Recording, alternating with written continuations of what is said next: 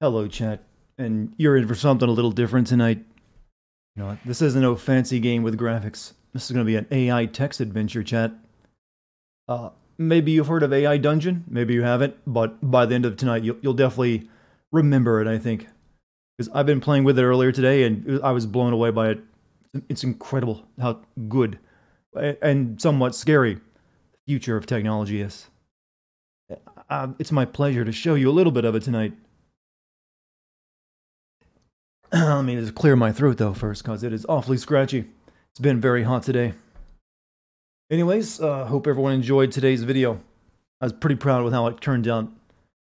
And I wanted to, and since tomorrow we're going to be playing Ghost of Tsushima, I figured I'd do a shorter stream tonight, just to hold everyone over until tomorrow. And I didn't feel like playing an actual game I bought off Steam. So we're going to, like I said, text adventure. But you'll see. You'll like it. I swear. It's going to be fun. Trust me, would I lie? Anyways, let me quickly do a Discord announcement.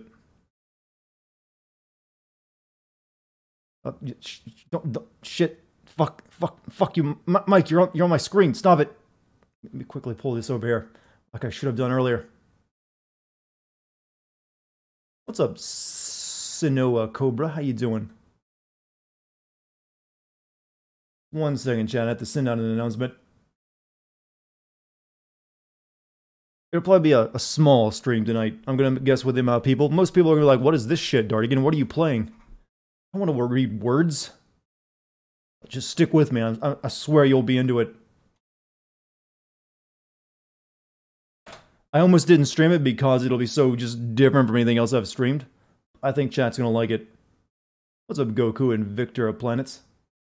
You watched my whole video this afternoon. Did you like it? Well, the thumbs up, seems to indicate that you did. I'm glad you had fun with it.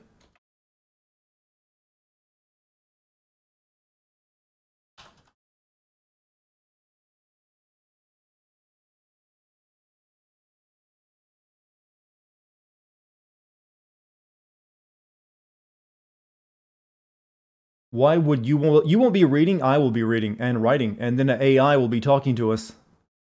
That's the unique thing about this thing, chat. What on earth is this game? Hold on. Just hold your horses. You will see. Trust me, it's cool. It's unlike anything you've ever played. Trust me when I say this.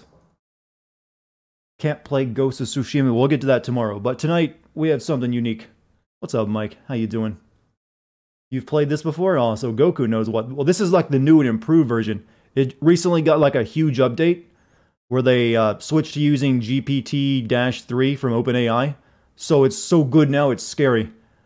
I played a bit of it earlier, and my god, I was... Let's just say I literally ended up becoming a religious prophet of the Lord in a post-apocalyptic setting, and I was converting people in gay bars. That's where the story just took me. I was like, okay, I have to share this with stream, at least for one night. What would happen if Kojima and Nomura teamed up to make a game? You know what? We might play that scenario tonight in this game. It might happen.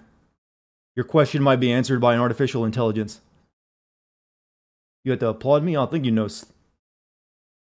Also, Sly, hello to you as well. I hope you guys liked the video. I was pretty happy with how it turned out. For a COD video, it actually gave me a lot of opportunities to like use some of those creative writing classes. I'm surprised at that. Usually it's hard to write for COD. You're gonna need a bear then, are you? We can add anything we like. You'll just wait till we get started, chat. You'll see what I'm talking about. Anything and everything will happen in this game. I really need to learn how to spell conscience. Hey, well, maybe you'll spell check should also learn how to spell it, since it never pops it out as being incorrect. Unless I'm using like the English setting and it considers it right as well.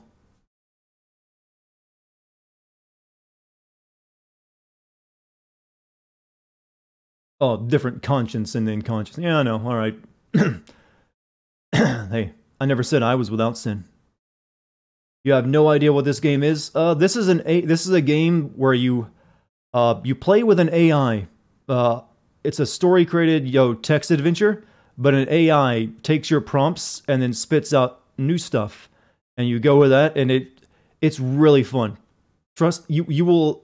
It seems really boring when you just describe it to someone, but trust me, just wait until we start playing. That's all I ask, and then decide. Have I ever played Stories Untold? I have not. You love the new video? Wondering how different it might have been if it weren't for Spacey. I don't think it'd been nearly as interesting without Spacey. He kind of, even though he's not that great of a character in it, he's still just the presence of, whoa, that's loud, of the actor made it, in the actor's history, made it into something special. I'm Solace, thank you for the 509 bits. So I see we're playing that one thing that turns all your prompts into porn. Well, it's gotten even better, so now it can do even better porn if you wanted to. But yeah, we're playing a little bit. It probably won't be a long stream tonight. Kind of like saving up my energy for tomorrow when we play big game from Sony. But tonight, so I was like, you know what? I feel like seeing what the future is going to look like, chat. I wanted to show everyone else what the future of games is going to look like. Completely AI generated. No need for developers. It just takes what you give it and then it spits something out. Yeah, you can disable non-safe for work function, but why would you want to? With that said, should we get started? Let's create... I started a game earlier. I'll show that one to you guys later at the end of the stream. Because it's really... Well, I have it saved somewhere, but we'll start a new one for the stream. In fact, I could include characters... I could include people in chat as characters if I wanted. So, new single-player game. Right, pick a setting. So, we can have fantasy. Fantasy is recommended. Mystery, apocalyptic, zombies, cyberpunk. Or, customer archive. So, 1 through 5. What kind of story setting should we have, chat?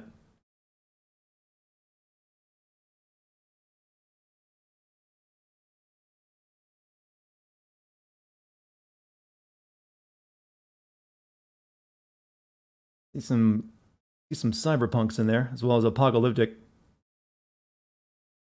Isn't this a web browser? You can play this game for free in your web browser, but if you want to play the best version of it, you do have to pay a monthly fee.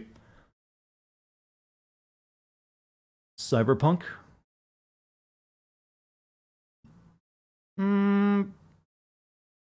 Zambi.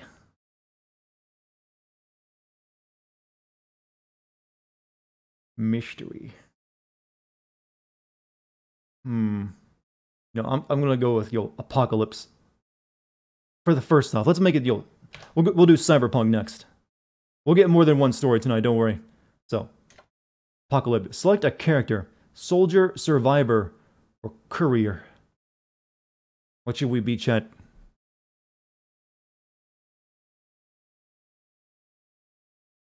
I'm thinking survivor. Soldiers, post-apocalyptic setting, you gotta be a survivor, right? Soldier is gonna start you out with guns. We're gonna be a survivor.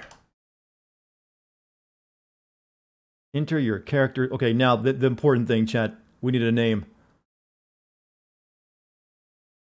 Who here in chat wants to be the main character?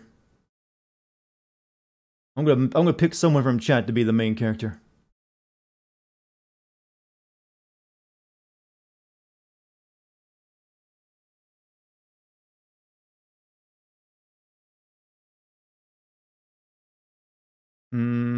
Gabby, you win. Gabby. Gabby H... I'm gonna just... Gabby H2O. Gabby H2O will be our main character. I know that's not your actual numbers, but I'm just going with the H and 2 and then changing the 5 for an O. Makes more sense.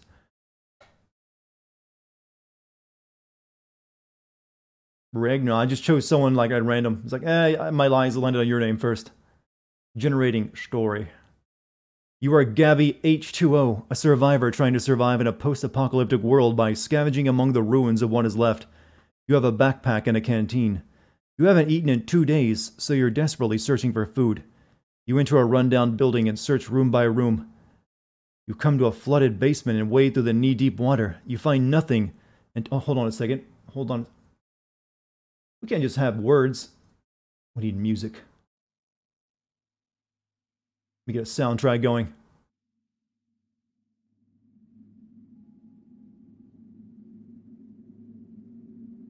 think you guys can hear that, right?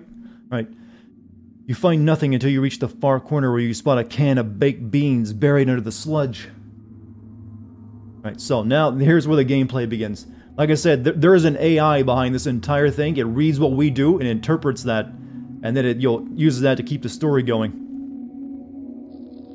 So, we found baked beans buried under sludge. So let's first, Gabby H2O. You don't like beans? You don't get a choice. Clean off the sludge.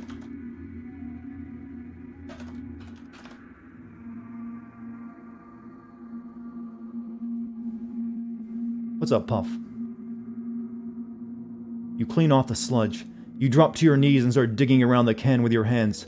Suddenly, you spot something that wasn't there before. A hole about the size of a fist in the wall behind the sludge. Something inside is moving.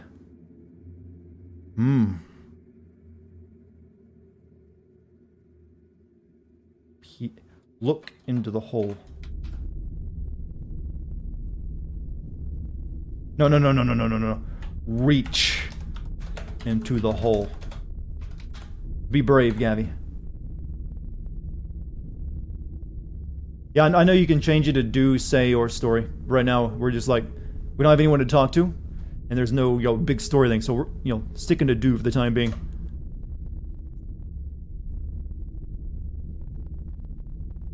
This is turning into a Silent Hill storyline now. You stick your hand inside the hole and pull out a wriggling mass of maggots. The maggots are feeding off a human finger.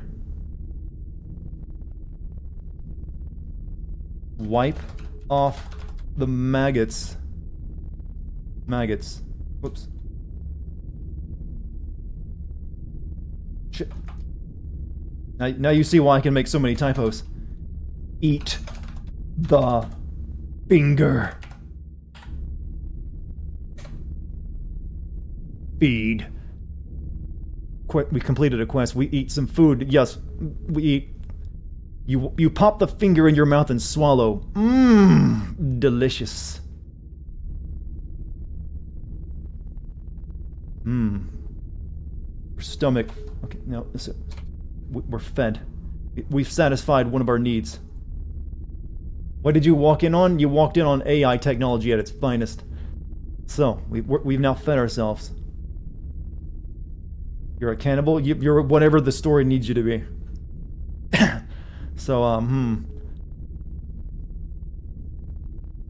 Now, no, let's go to do. Now, eat the maggots. I am just force-feeding you gross stuff.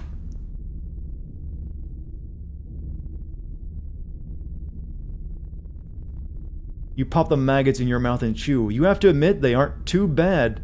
In fact, you've eaten worse things in the garbage back at home.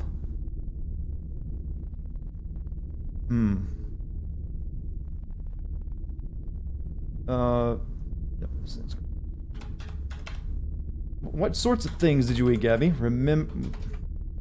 Remember the worst things you ate back at home. Told you this game gets good, chat. It gets good. Man, those were the days. Well, okay, sometimes it gives you a weak response. Leave the house. Find more food. I'm turning you into a feeder, alright? This is all about a hungry girl in the wasteland.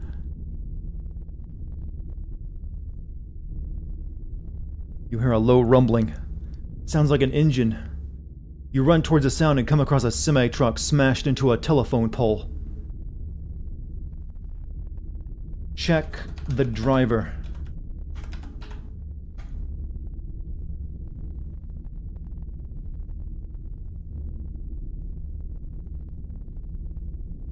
You walk up to the driver's side door and open it. You find a rotting corpse, its face contorted in pain. Oh man, you say over your mouth and nose from the horrid stench. You search the body and find keys. Okay, so... It's a smashed up semi-truck. And a corpse. Open the tailgate. No, not the tailgate. Open the... What is it? What's the back part of a semi-truck called? Let's be exact. Almost said tailgate. Wait, that's not. That's a normal truck. Trailer? Yeah, trailer. Open the trailer.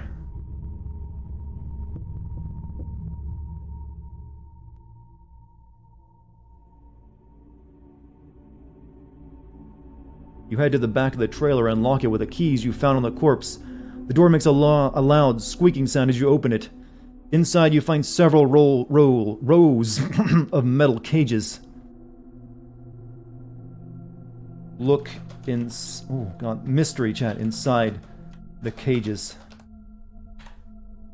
What's the ambient music? I just put... looked up for a post-apocalyptic ambience music on YouTube. You look inside a cage and find a man with a long, scraggly beard lying on the floor. Hey, are you okay, you ask? The man stands up and looks at you. His eyes are red and bloodshot. We finally found another character chat. What is your name? Do you have anything to eat? She asked to a guy locked up in a cage in the back of a trailer, by the way.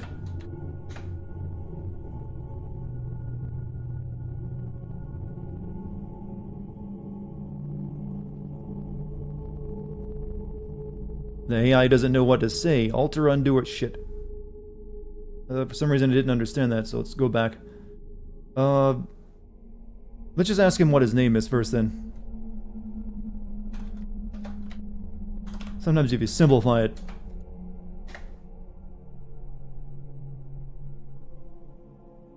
You will not eat the man? You have no power here. John Doe. I'm Gabriella. Are you real? I thought I was dead. No, you're alive. You hear a low growl. The growl is the sound of your hungry stomach.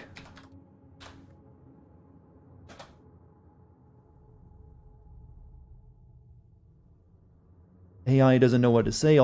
Sometimes it gets in a weird, thing like that. Okay, keep the cage and put him on a leash. That's not a bad idea. Look. Actually, go to do. Look for the source of the growl. What kind of game is this? This is an AI-generated text adventure, and Gabby is our current main character. You look for the source of the growl. You look around and don't see anything. Suddenly, a swarm of maggots cover your face. You scream in horror and fall to the ground. No! Eat. Eat the maggots.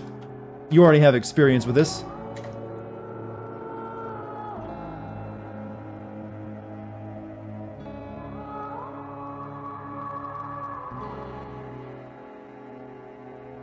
You open your mouth and the maggots enter. They slide down your throat and you chew. They taste like delicious candy. Is this game free? Yeah, you can play this game for free on your browser. But if you want the version I'm playing, you do have to pay a monthly fee. The version I'm playing uses the more advanced AI. But even the normal one's pretty damn good. So, we just saved ourselves by eating the maggots. Well, Gabby did. The man in the cage looks on in horror. Well, no, maybe not in horror. Looks on in disgust.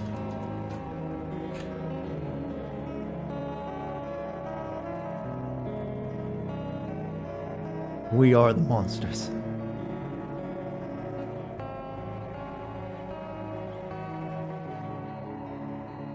The man in the cage looks like, how can you eat those maggots? They're delicious! You laugh. The man spits on the floor and turns away. Your stomach starts to churn. I'm going to be sick. How do we resolve this, chat? Gabby's gonna be sick.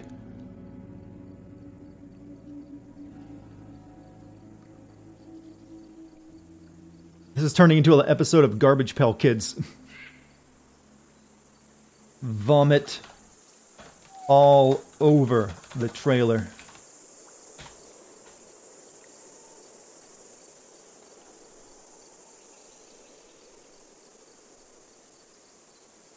You puke. That's the last time I eat maggots. You stand up and see something out of the corner of your eye. It's a can of biscuits. Eat the biscuits.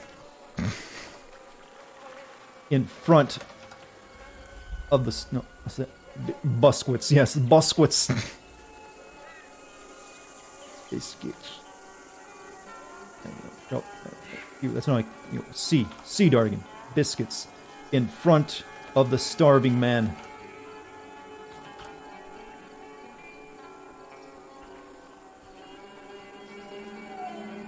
See, you volunteered to be the main character, Gabby. You pop the tab on the can and pull out a biscuit. The man stares at you and opens his mouth wide. Hey, I'm not that hungry, you say. What? The man doesn't listen and grabs your hand with the biscuit. Food fight chat. What's up, Husky? How's it going? Hope you're having a good night, man. We have to fight for our food chat. Bite his hand. Actually, this should be do, not story.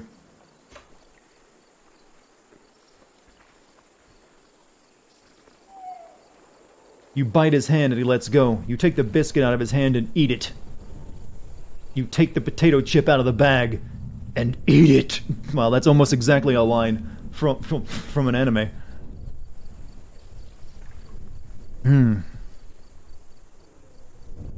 Relish the taste of stale biscuit.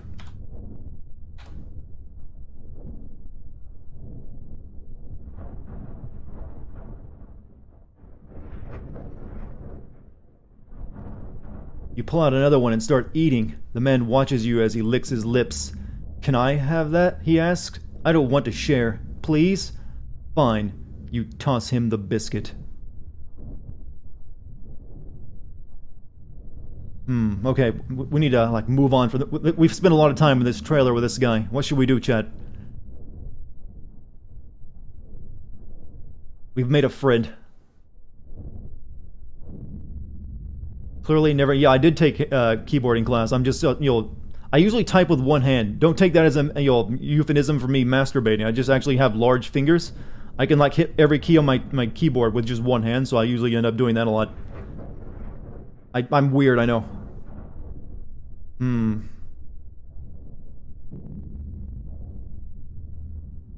Ask the man if he knows where to find a Denny's.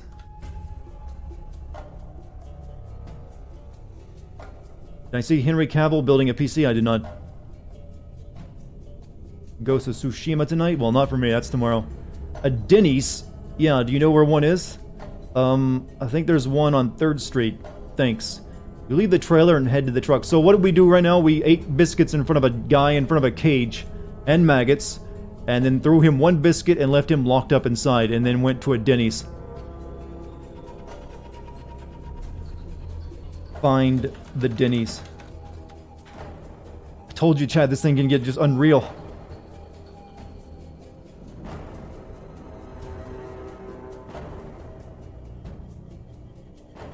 Find a gun? We're not fighting anything. We're on a quest for food. You pull into the Denny's parking lot and find a spot. You open the door and head inside. The restaurant is crowded. You look around for someone you know and see no one.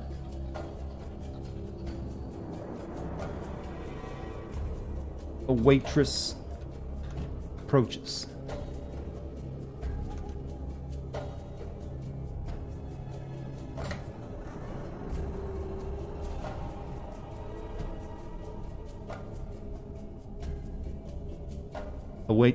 A waitress approaches you. Just one?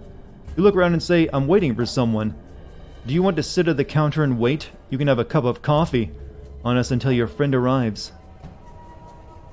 Make it 3 cups of coffee. That should be say. Finally, liquids. The restaurant is packed and running. It's a post-apocalyptic world. Maybe more people survive than we thought. The waitress nods and heads to the kitchen. You sit at the counter and look around. The waitress brings you a cup of coffee and leaves. I said 3. You notice something on the wall and look over. Now hiring. Apply within. Well, Gabby, looks like you're going to become employed. Ask about the job.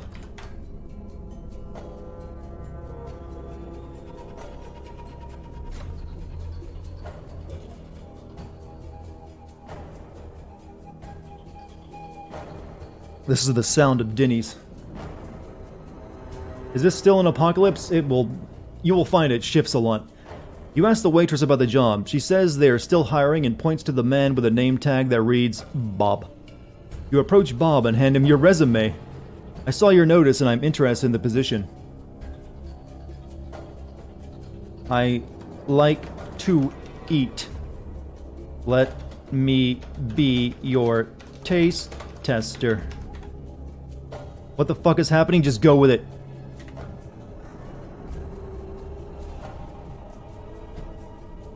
We're playing an AI text adventure game. Sure, I'll put you down as a taste tester. Bob leads you back to the manager's office and hands you a key. Number 9 is free. I'll be seeing you in about an hour for your first taste test. Eat Bob, become Bob. We could. The game would allow me to do that, and if we would have to, go from there. But first, okay, we have wait 1 hour for the first. Wait until job begins. No, that should be do.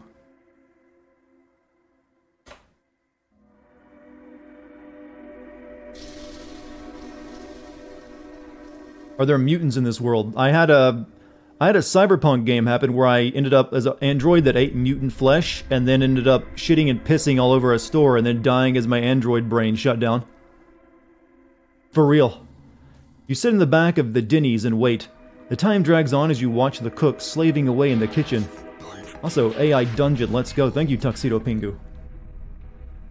Can you have powers? You can. We can make you eat something and give you superpowers if we wanted. The time drags on as you watch the cook slaving away in the kitchen. The waitress comes and goes, filling your cup when it gets low. Right, let's go with story. Finally, an hour passes.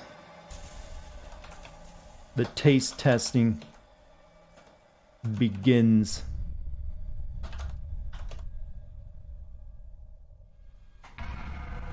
Why ask? Ask whether there's a crowded Denny's. Oh, like, people gotta eat, man. Even in the apocalypse, you think Denny's going somewhere?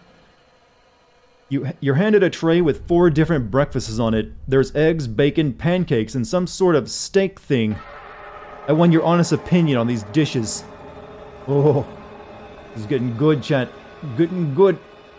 Let me turn the music down just a little bit. What should we eat first? I'm thinking steak thing.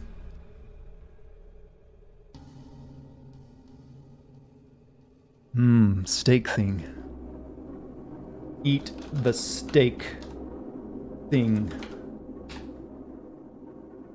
The plate. Are we in MILF Denny's? So far, just Bob and a waitress. Oh shit, no, go back. I'm gonna undo that one. That stayed on story. It should have been do. Eat the steak thing. Are we still at Denny's? We are. We're a taste tester now.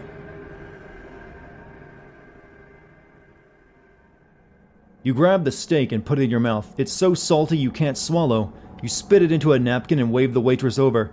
This is horrible. This is a girl who ate a human finger and maggots earlier. Even for her, Denny's is too terrible. The waitress nods. Eat pancakes. Or maybe, no, let's go with pancakes.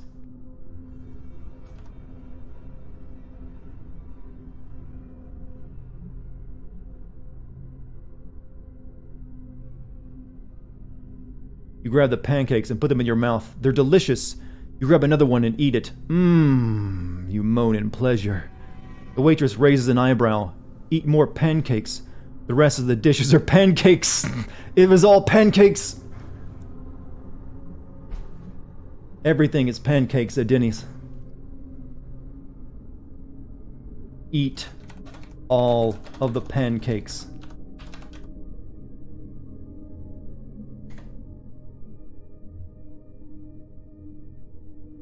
See, I told you, chat, you'd be into this. I told you you would.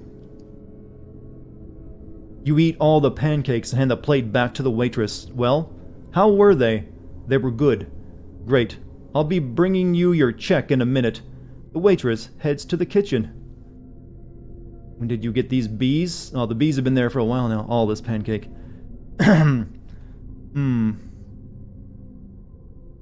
So we're getting paid, chat.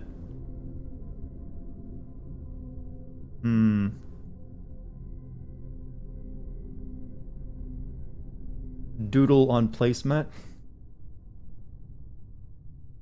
No. Search. Let's do something simple. Sometimes doing something simple real gives you the best results. Search room for more food.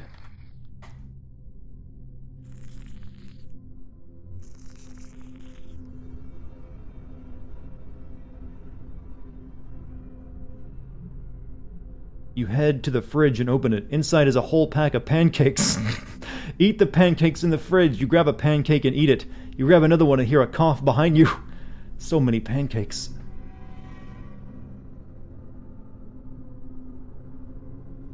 Turn and look at Bob with a pancake. Whoops. Still in your mouth.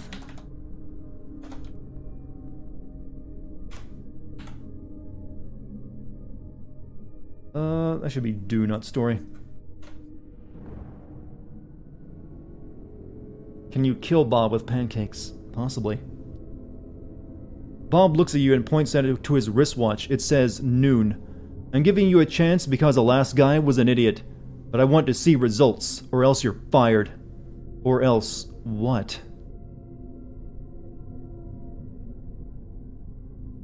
Draw a line on the ground with pancakes. Dare Bob to step over it.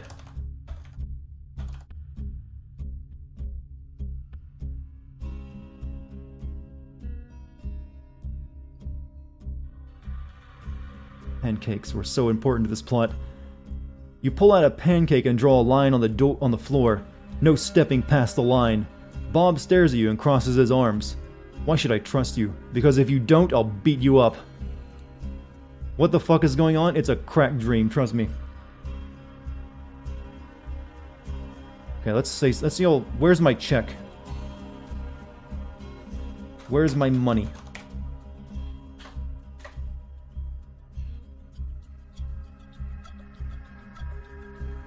What did you walk into? You worked AI quest, basically. In the till, be careful, it's full of change. What? Be careful, it's full of change? That I didn't know it was so dangerous. You open the cash drawer and pull out some singles. I want to make sure you don't have a camera or anything in there. Wouldn't think of it.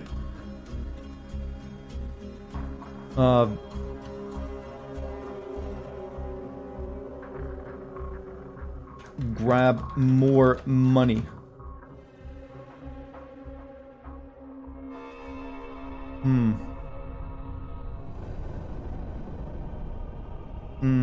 Make pancake gun. Grab more money. Grab more money. Be careful of the change.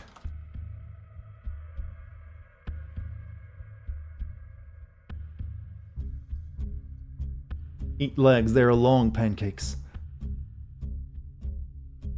You grab another pile of singles and put it into your pocket. How's it look? There's no cameras or anything, I trust you. Bob looks at his watch. Waiting on something? Or someone.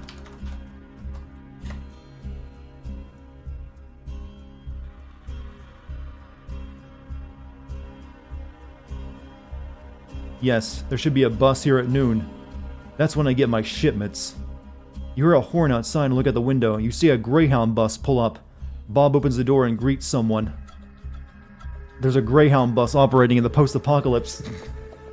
Grab all of the money while Bob is distracted.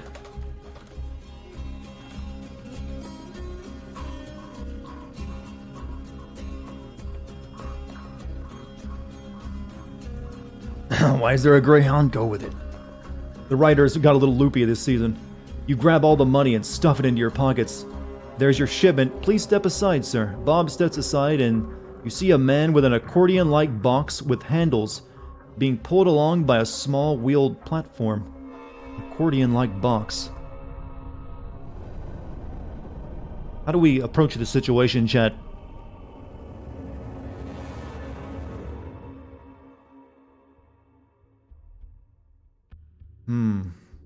Confounded.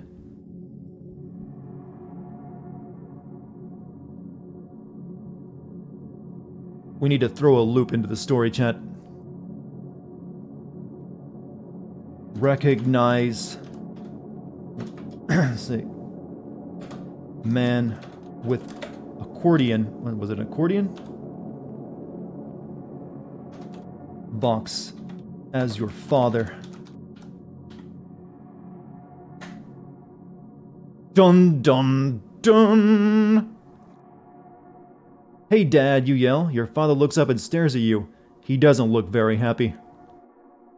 Uh-oh.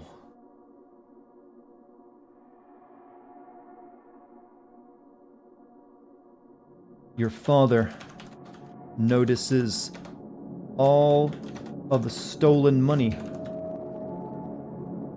in your fist.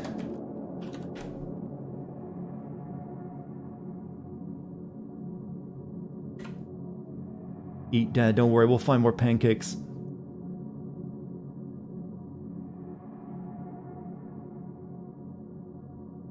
I'm taking this job, you say? Your father is silent. Are you sure? He asks. You nod.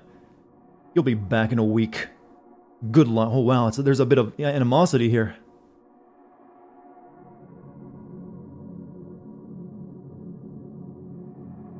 Ask Dad about if he would like a pancake.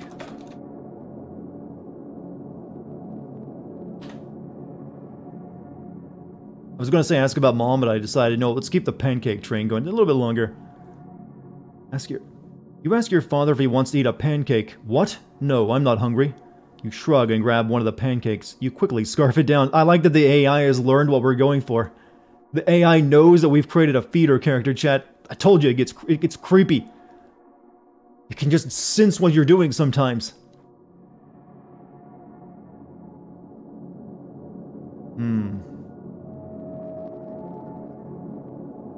Your shift ends.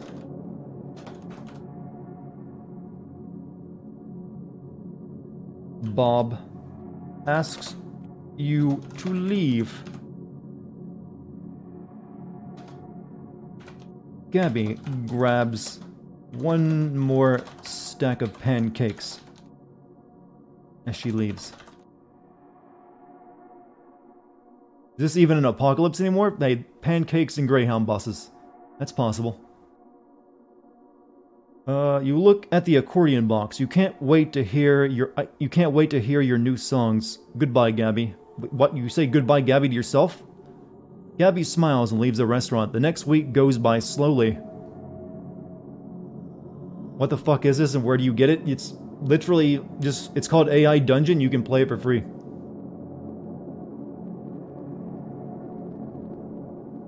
There are two Gabbys. Apparently there was a Gabby maybe inside the accordion box.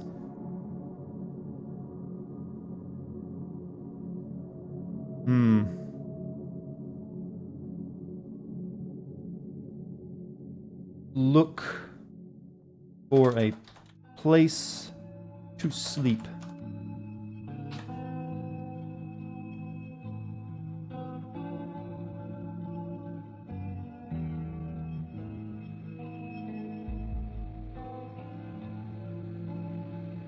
sit on the sidewalk and look around. There's a grassy area nearby.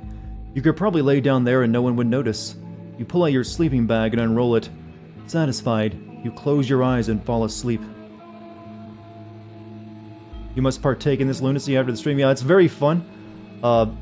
You can play for free, and it's really good as is. If you want to pay a monthly fee, you can get access to the even better AI.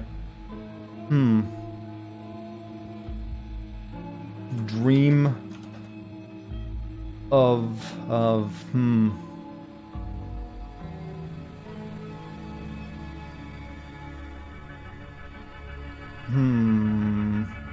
We've already covered the pancake aisle, more than enough. Gordon Ramsay. Throw some randomness, some chaos into this story. Gotta keep this season fresh.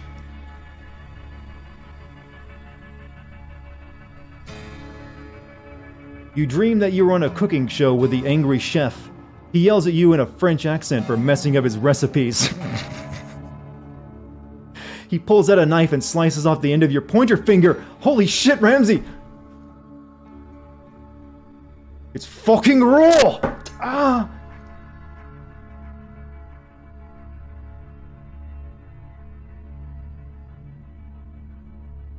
Dream Ramsay adds the slice of finger to a hot pan and covers it with olive oil.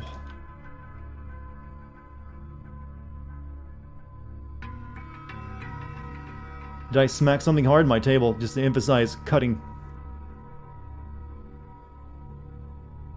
The chef begins to scream. He pulls off his mask and reveals himself to be the old man.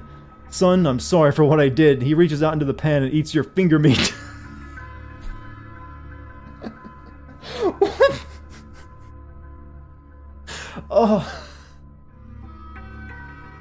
Oh, that got weird.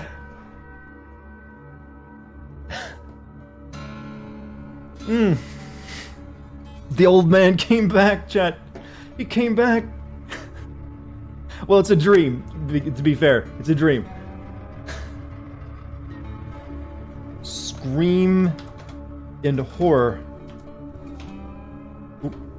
And awaken from the nightmare.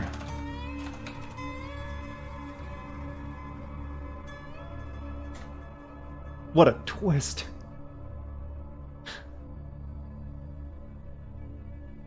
You hear a familiar voice. Hey, get up. Oh god, we didn't land up in Skyrim, did we? I didn't want to finish reading that just because I was worried. Caught you going across the border. You look up and see the face of a girl. Who are you, you ask? It's Gabby. Wait, what? The other Gabby? How did you find me? I think they got a little bit confused who Gabby is.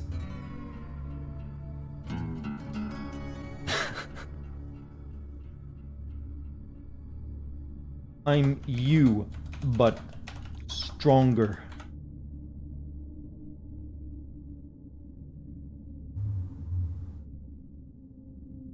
Oh shit, that's not right. It's not right. See, go back. Get up. Look and see the face of that. So, why do you look like me?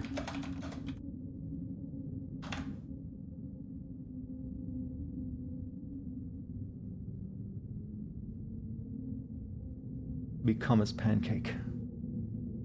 I don't know. You're a lot taller and you look different. How? You have a moustache, for one thing.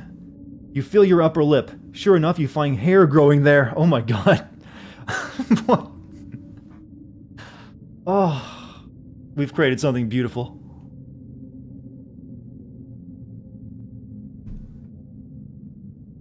You're the... Gabby, you were the evil twin. The evil twin has the facial hair. Realize that you are the evil. It makes so much sense now, though. You ate maggots and like food in front of a man who was locked up, and you stole money.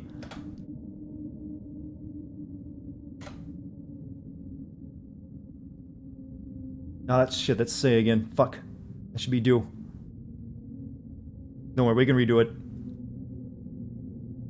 Am I sure this AI is better? Yeah, it's actually updated it recently to the newest version of the AI from OpenAI, and it's way better than the original one. All right, so let me just copy that real quick. So that should be do.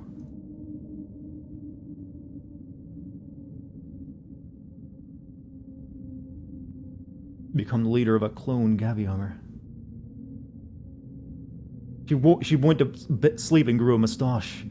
What's going on? The pancakes. They're filled with drugs that make you act like an idiot.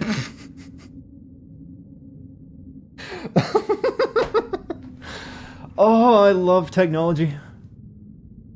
I don't feel like an idiot. I feel like myself. Really? What's 2 plus 2? 22.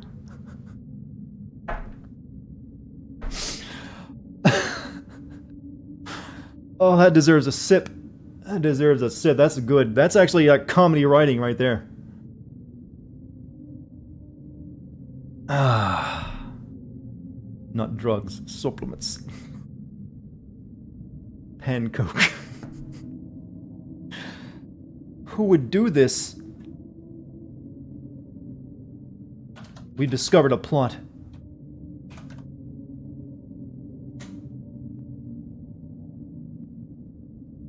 This AI, I told you this AI is way fucking better than the original. I don't know. I woke up outside the pancake house and found a note with your name on it. Someone must have drugged me and taken my place. What do we need? What do we do now?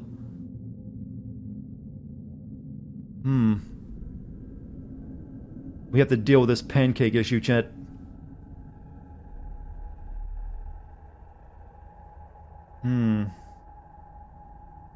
How do we proceed?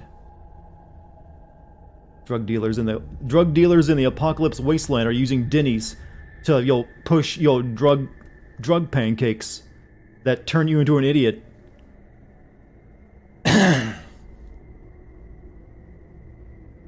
I think the Denny's is involved.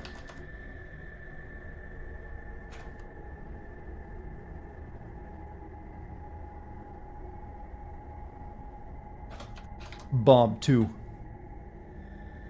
Maybe our father. I mean, he was delivering some... What was in that box, chat? The accordion box. Oh my god, it's all starting to come together. Our dad was delivering more, Pancoke mix in the accordion box to the Denny's.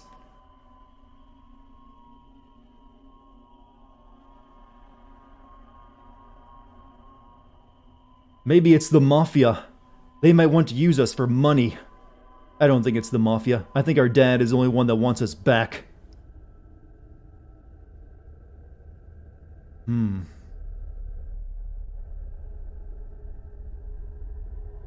Let's go check the Denny's for clues.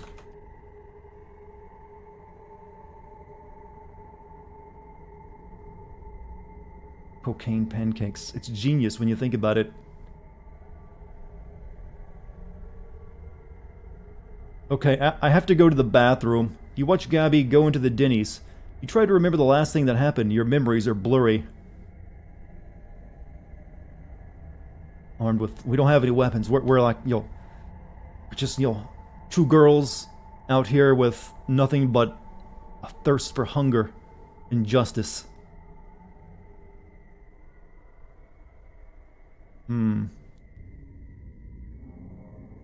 So, the other Gabby went into the Denny's.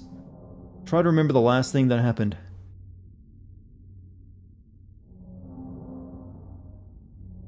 You recall the accordion box your father delivered to the Denny's earlier.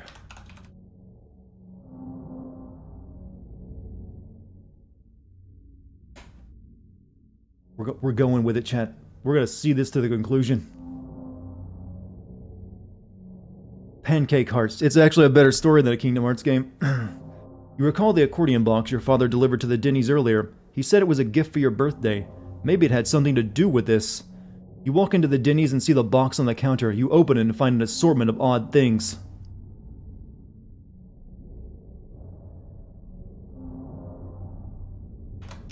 Yell for the other Gabby to come take a look at this.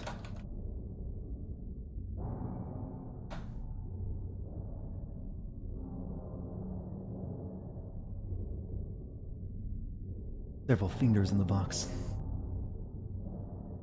You find Gabby in the bathroom. Hey, there's no toilet paper in here. What should I do? She asks. Just use your shirt. Okay. You hear a rip and then the faucet is turned on. Oh, you... Gross.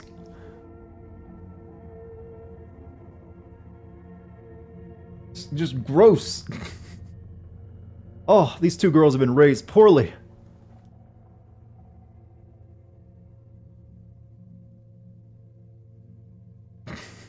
You... Come look at what I found inside this box our dad delivered to Denny's earlier. Use a pancake.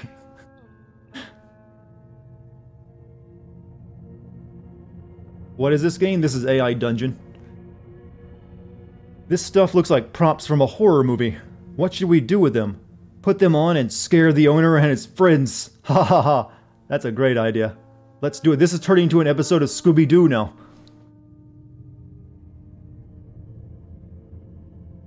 Put on... Go away. Put on... Ghost costume. That should be, do. No, let's turn... Gabby 1 puts on a ghost costume.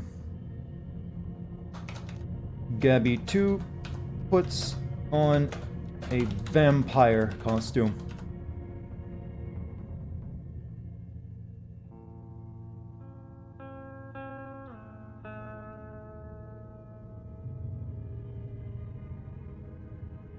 Twin sisters confronting evil. Come on, let's go. You take the other Gabby by the hand and run out of the Denny's toward the owner's house. It is nighttime now. We're going after Bob. We're gonna get the truth.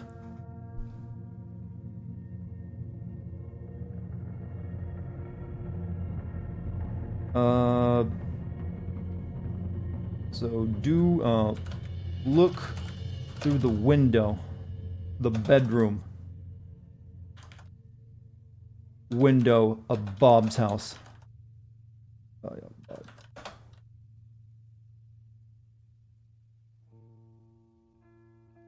Just look how far we've come, chat. Started off as a girl eating maggots and fingers, and now we're, tackling international Denny's conspiracies. You look through the window and see something you wish you hadn't. Bob is sitting in a chair with his throat slit. His dead eyes stare at you. What's wrong? Asks Gabby. Gabby 3? There's a third? How'd this happen? I think I found Bob. The conspiracy grows. Break window and enter bedroom. Bob's bedroom. Soundtrack is perfect right now. Now there are 3 of them. Bedroom with Gabby 2, and now Gabby. I don't know how they're multiplying. They're like just single-celled organisms that split off a new one every once in a while.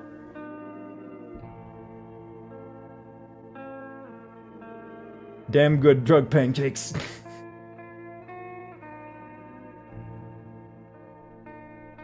You take a brick and smash the window. The glass shatters and falls to the floor. Come on, let's go. You crawl through the window. Gabby 2 and 3 follow you.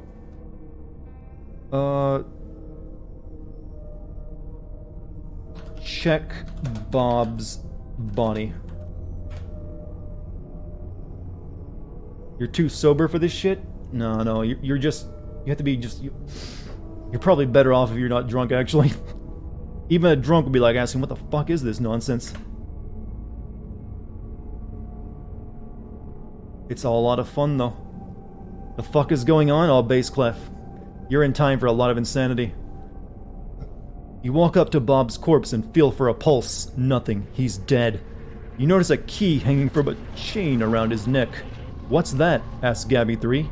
A key. Suddenly realize that Gabby 3 could be a hallucination as a result of the pancakes. We might try that, actually.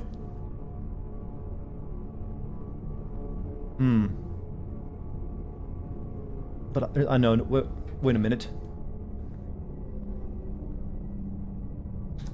Wait a minute.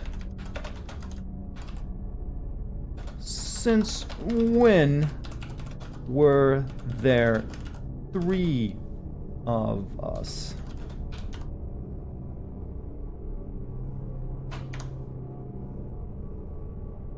This third Gabby is suspicious.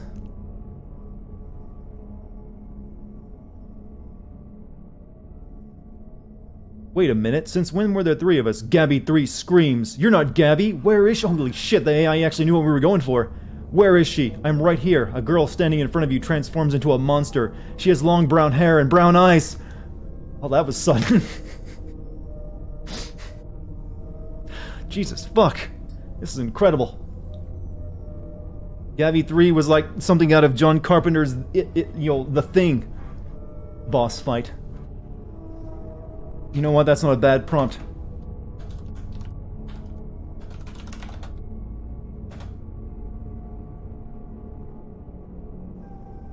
This needs to be, act or do.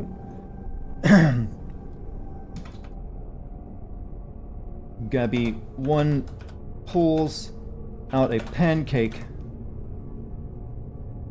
while Gabby 2 uses her vampire costume to confuse the monster. No, maybe we should go with the we're monsters too, since we dressed up in costumes.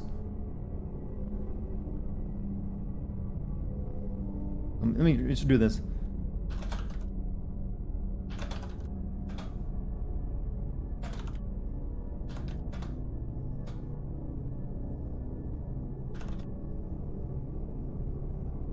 We gotta play with what we got. Give you answers. What does clicking enter without writing do? Nothing. I don't believe it does anything. So I think this should work. Let me just copy paste that just in case.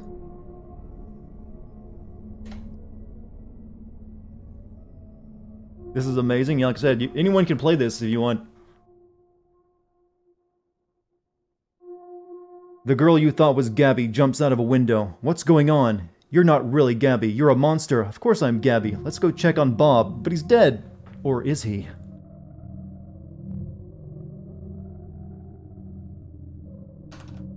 Check Bob's pulse again.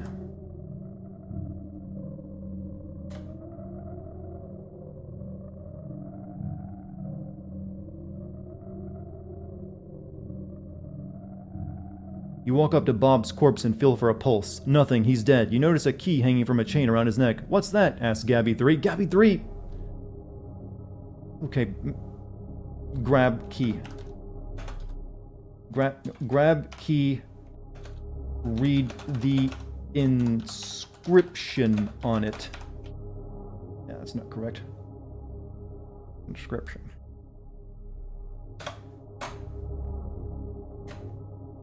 It was all just a dream. Launch the nukes or call Snake.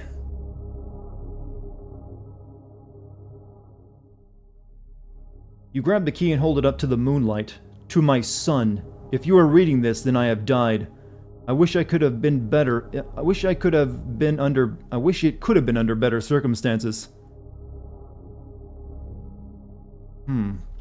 Who is Bob's son? What a mystery, chat.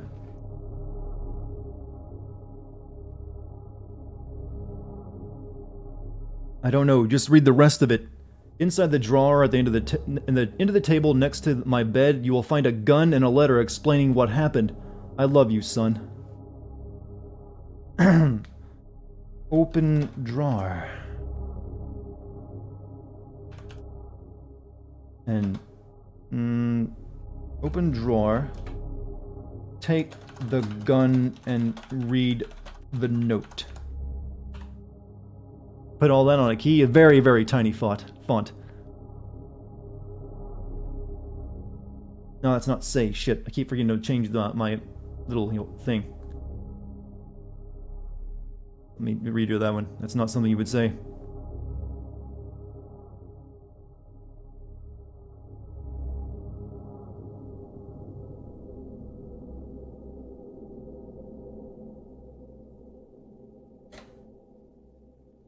At least Bob loved his son. And maybe he felt bad about making all those drug pancakes. You open the drawer and find a gun. You grab it. You open the note and begin to read. My dearest son, if you're reading this, then I am dead. Bob liked to repeat himself. Read the rest of the note.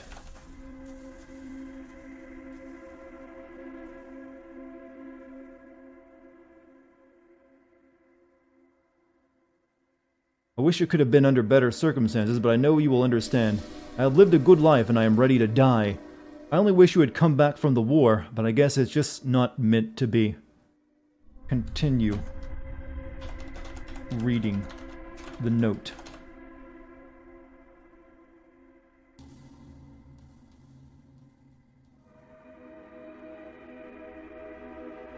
The war that must have ended brought about this post-apocalyptic Denny hell. You walk up to Bob's corpse and feel for a pulse. Nothing, he's dead. Okay, it got caught in a little bit of a loop there.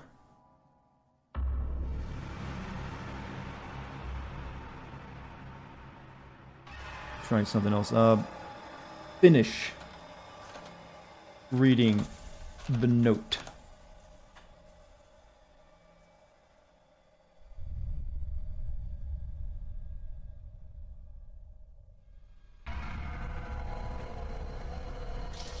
There are some letters to you and your sister, as well as all of my important documents in a safe place. I have written down the combination.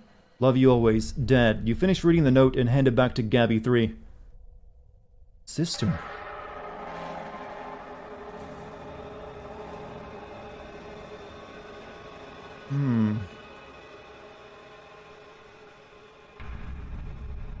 Only one of us can be the real Gabby.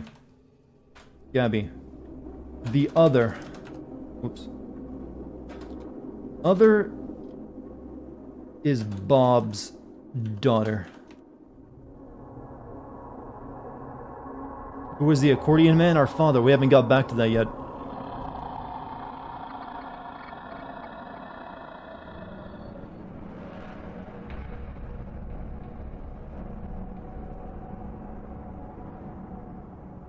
Yeah. For some reason he's like, oh yeah, I forgot to say that. That needs to be say, not do. That's probably what fucked it up.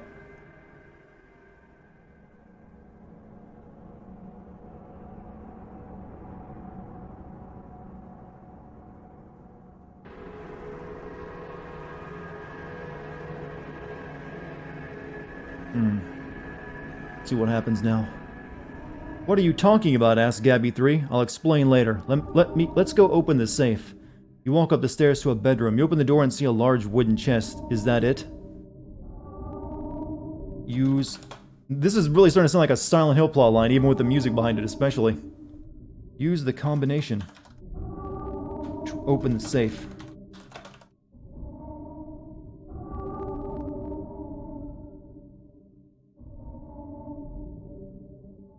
Click enter, clicking enter without doing anything won't do anything. You turn the dial to the numbers you found in the note. I hope I'm right about this. The dial stops at 0001. The chest opens. Inside you find some documents, a few envelopes, and some cash. God, there's a lot of documentation in Bob's house. I'm sick of reading.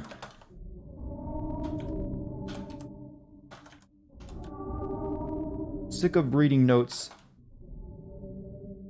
Let's just go burn down the Denny's.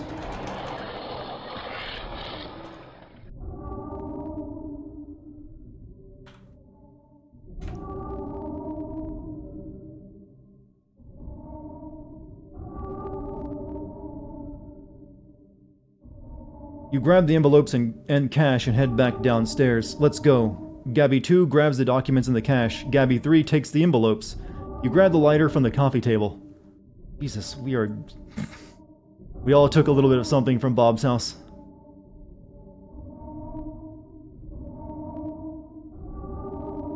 All 3 Gabbies light cigarettes and walk coolly down the street to the Denny's.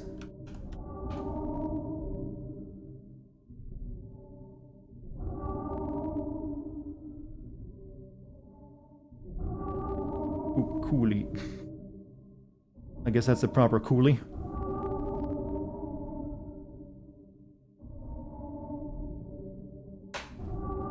How am I gonna, fire to the Denny's without gasoline? It's a Denny's. It's practically a death trap as it is. Well, we didn't fire with the key unlocks, it's at the Denny's. We're gonna assume that much.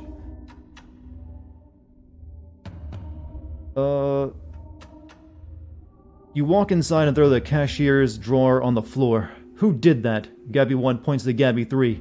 It was her! You know the envelopes and documents all over the restaurant. You throw the envelopes and documents all over the restaurant floor. Whores! God damn, girl. That's a bit extreme.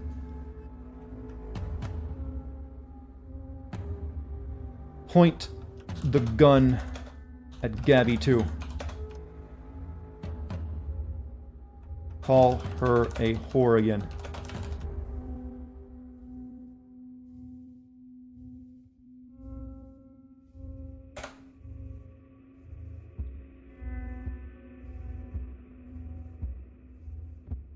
Point the gun at Gabby 2. You're a filthy little maggot. Gabby 2 begins to cry. The entire Denny's staff and clientele is watching it all. Just some crazy people. Just walked into Denny's and started shouting and calling each other whores and pointing guns at each other. So basically a Friday at Denny's. Not even like that really unrealistic for Denny's.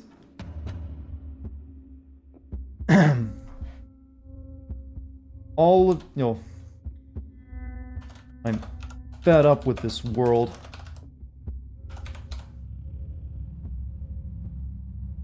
Everyone betray me.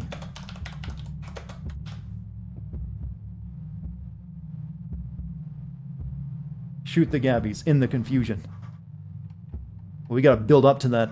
Gotta add tension, you see.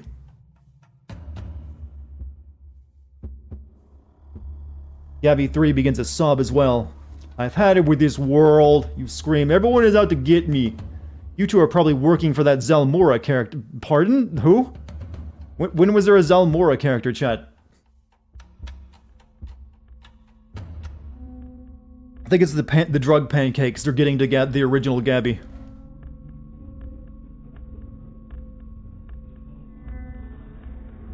The drugs from the pancakes. Thanks. Gabby 1.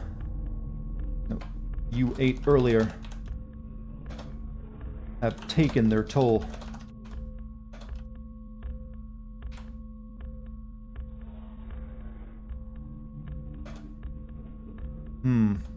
The Gabby will bleed syrup. Where to go with that? Oops.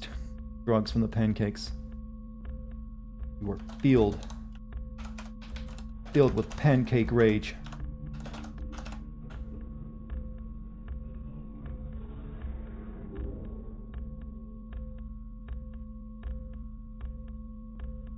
The drugs from the pancakes you ate earlier have taken their toll. You are filled with pancake rage.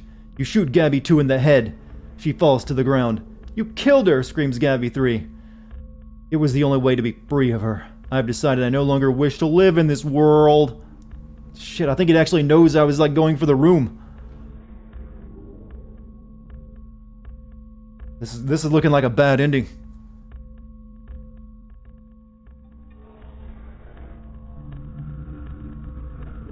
Point gun at own head.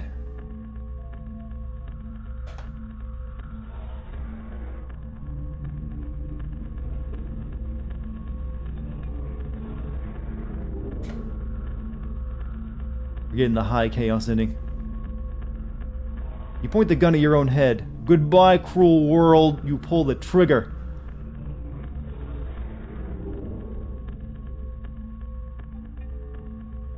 No, we can save it. Nothing happens.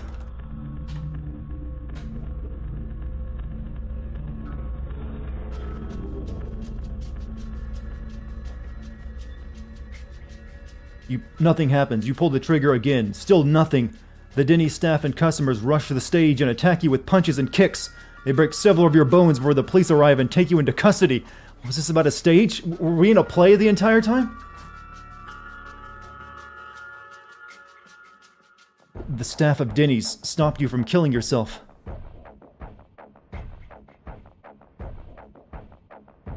At the police station, yes, station. You scream about the pancakes. And the other cakes. And the other two Gabbies. She was insane the entire time, chat. There were never two other Gabbies.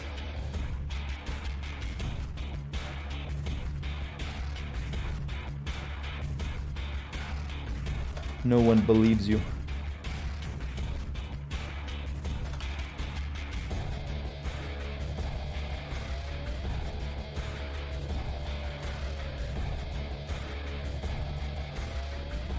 He just continues the story. At the police station, you scream about the pancakes and the other two Gabbies. No one believes you. You are taken to a padded room. If I ever get out of here, I'll find you and I'll kill you all. You spend the rest of your life in a padded cell. The only thing they found on you was a gun from 1890. What? That's random. We got the insanity ending. Alright, I'll press enter without writing anything.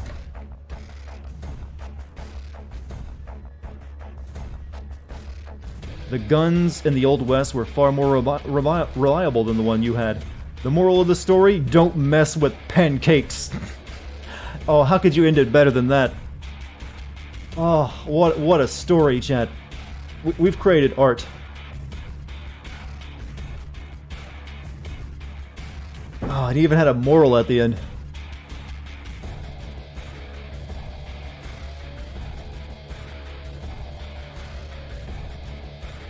The end.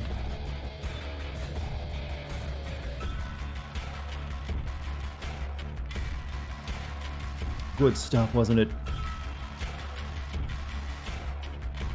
Should we do some more stories, chat? What about a cyberpunk themed one?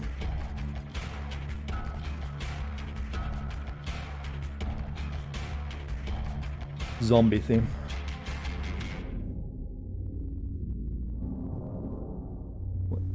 You know, this is something new. You also get these quest logs for your story. We never found a safe community, but we did find some food.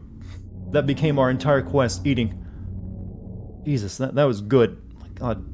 These actually get saved, so you can actually still read these later on. That's our entire story. That's a big story, too.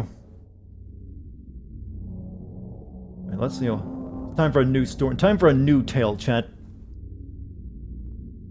New single-player game.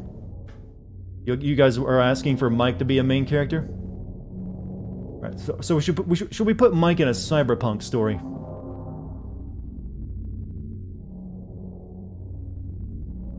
Yeah, this did turn out to a more successful stream than I thought. Oh, no problem, Gabby. I hope you liked your story, despite ending with you being insane the entire time, which I think we all suspected. You did start the story off eating people's fingers and maggots. But it was all, you know, all building up to the big moment.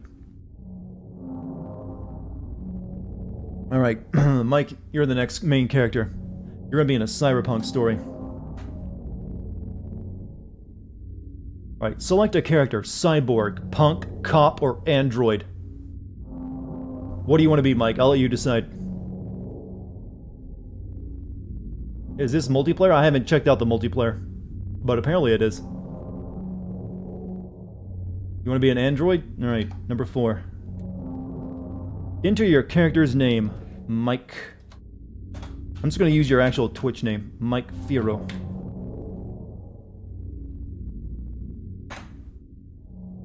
Here we go. You want to be King Que? It's fine. You are Mike Firo, an android living in the futuristic city of Zale. You have a laser pistol and a holoband. You are a security android created to provide military-level force for corporations wealthy enough to purchase you. As you stand protecting a shipment, you realize something is wrong. Very wrong. The people around you are freaking out, and all you can smell is smoke and burnt flesh. You are designed to protect shipments, not people. But something has gone terribly wrong. It's your job to figure out what it is.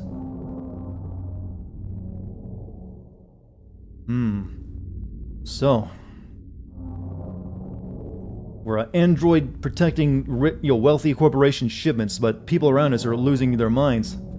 The android smells things. He's a very, very advanced android. Access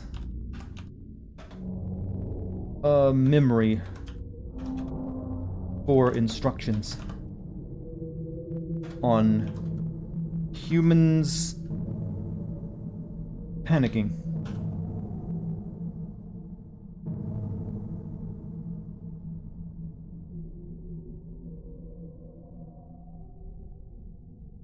See what the memory tells you. You access your memory banks for instructions on how to handle humans panicking. I guess it's given me the option to like keep going up. Protocol 69 orders you to you just sub and run a story and you die. What Protocol 69 orders you to what should we do to get started? Need a good prompt. Whip out a robot penis. Just immediately go for the sex, huh? Yeah, the game will take that and you'll... trust me, it'll do something with it. Apparently I'm better at writing apocalyptic fiction about Denny's than I am about cyberpunk stories. No, I got a better idea.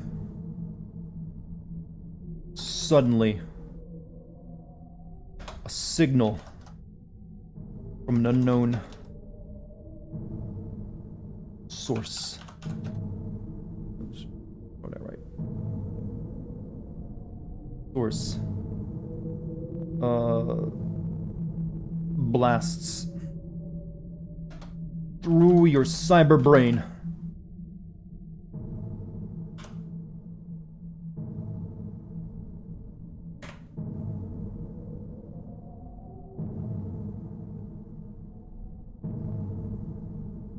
You fall to the ground, shutting down as your brain melts and shudders under the force of the signal. You are disconnected from everything, and soon all that's left is a dead husk. Oh shit! I think it just chose the option that kills you. But we can stop that. We can fix this. No, it's not over yet. That was meant to happen. Your system. That's all part of the story, chat. Boots days later. You are now free from the Corpo's control.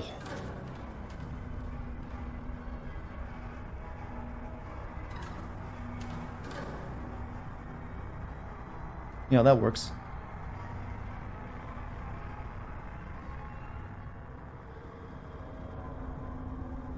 You are now free from the corporation's control. They have no idea where you are, and you are currently in a Faraday cage to protect yourself from further hacking.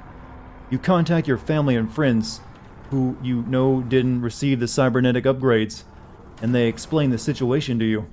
Thought we were android, apparently we're a cyborg.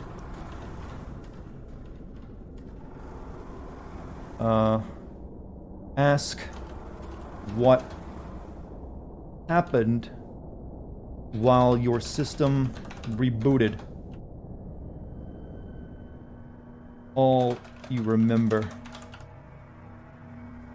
All you remember should be what? Is humans screaming and running.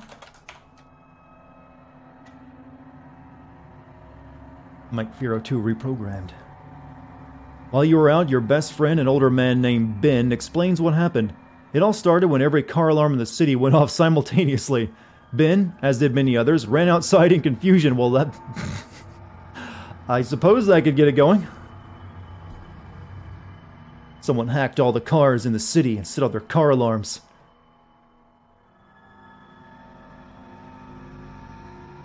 And then it also apparently melted your brain. Ben. Uncle Ben. So. Who activated the car alarms? For what reason? You know, actually, we need different music for a cyberpunk story.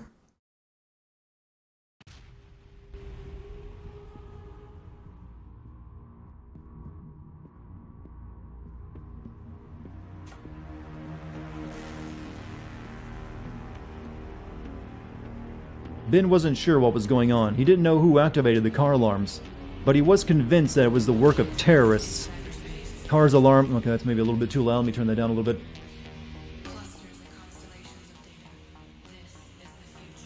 The car alarms announced a bomb threat, and everyone was told to leave the city immediately.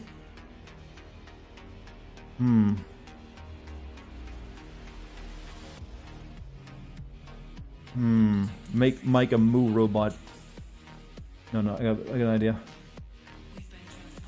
I must upgrade myself to survive.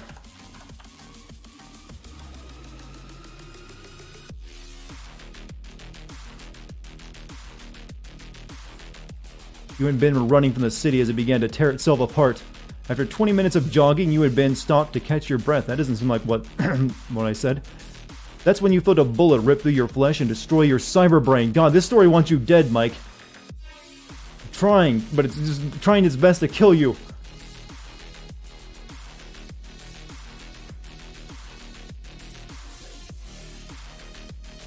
Transfer your consciousness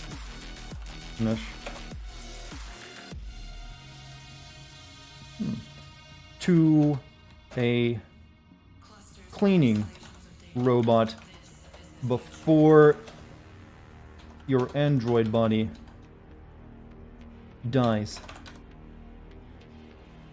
You're the Terminator? I don't know, it seems like you're just a really unlucky NPC in a GTA game. What's up, Green Hood? Ben transferred his consciousness to it. No, I said... Okay, I actually see what I did. I said say rather than do that. Just redo that real quick.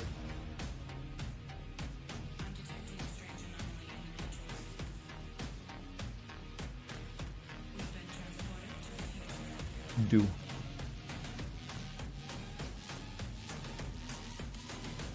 Death just becomes Mike, apparently. Your cyber brain is destroyed and your consciousness is transferred to a cleaning robot that happened to be in the area.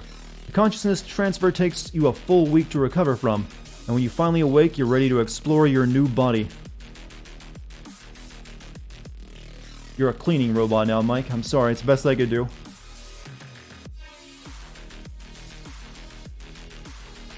You are now a Roomba.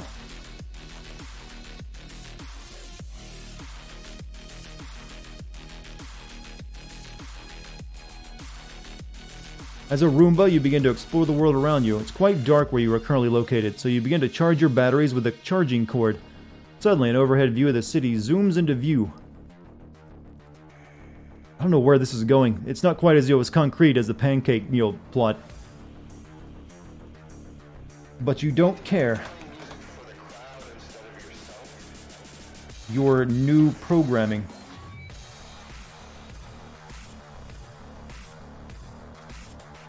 Your new programming orders you to clean. Everything must be clean. All must be clean. The world must be clean.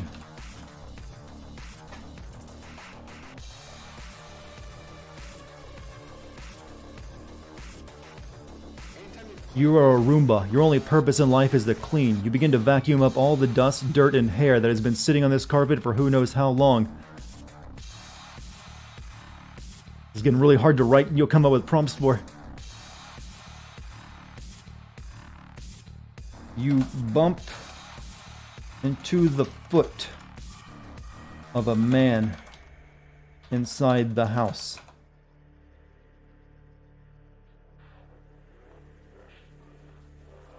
It should just be bump, not you.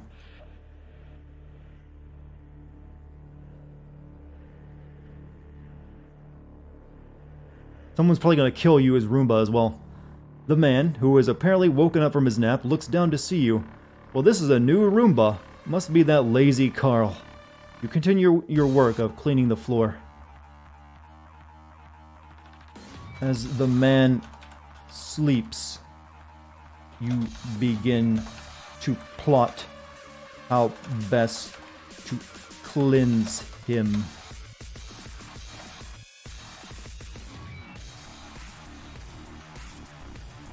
Oral. You watch the man as he sleeps. He tosses and turns and begins to let out loud snores. After a while, you feel like you're finished cleaning the floor. You begin to look for a charging station.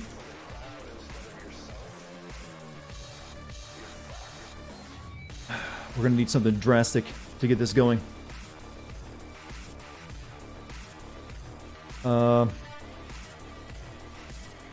Plug into charging station.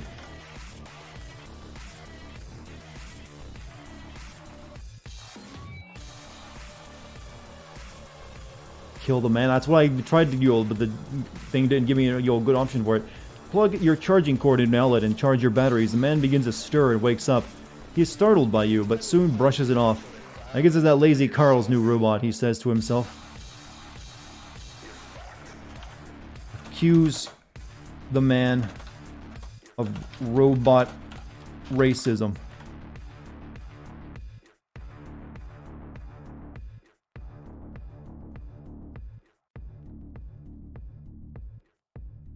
You roll over to the man's foot and begin vacuuming it. Hey, stop that, he says as you pick up all the loose dirt and dust from his foot. The AI just only cares about cleaning now. What have we done? Continue to suck.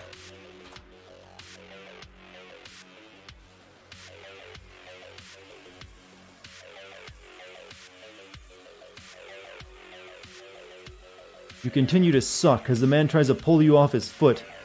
Get out! Get off of there! Why are you still sucking?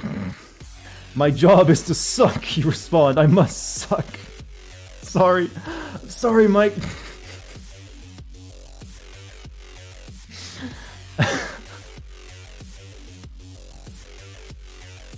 The need to suck overwhelms your robot senses. You suck the man's foot off of his body as he screams.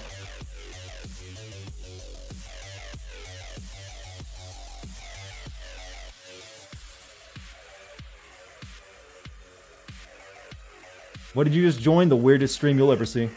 You suck and suck and suck until there is nothing left. The man screams in agony as you suck his entire foot off of his body. Soon the police arrive to the house. What happened here, they ask. Suck off the police. I'm just going with it now at this point. We're a cleaning robot. What else can we do?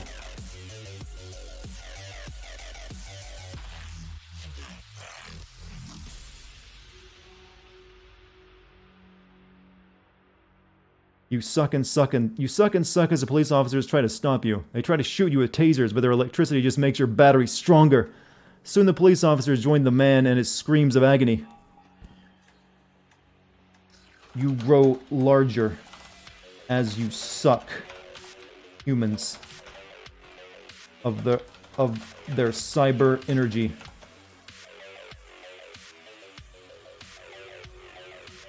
Next, you suck the police car into your dust bag.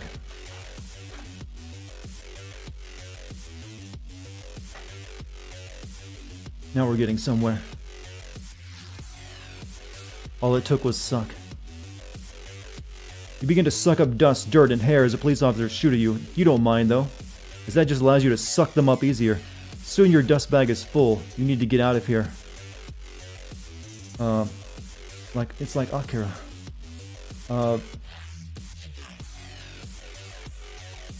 Empty dust bag into mouth of police officer.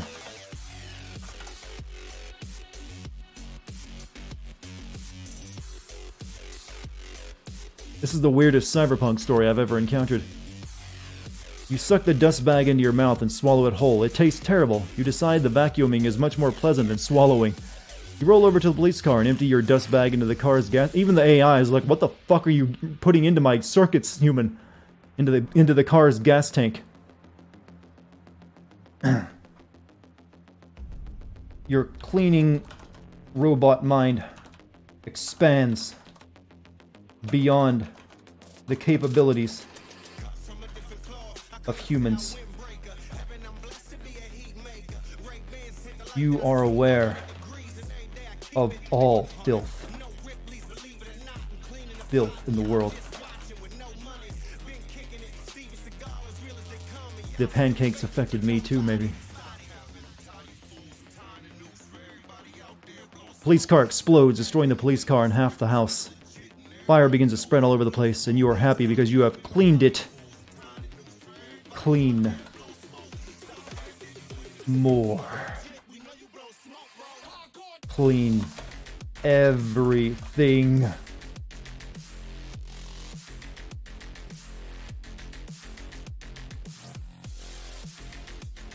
You move throughout the city, sucking and cleaning everything. Soon there is nothing but cleanliness in the world. The humans begin to worship you as the cleaning god. I don't know. Cleaning cyber god.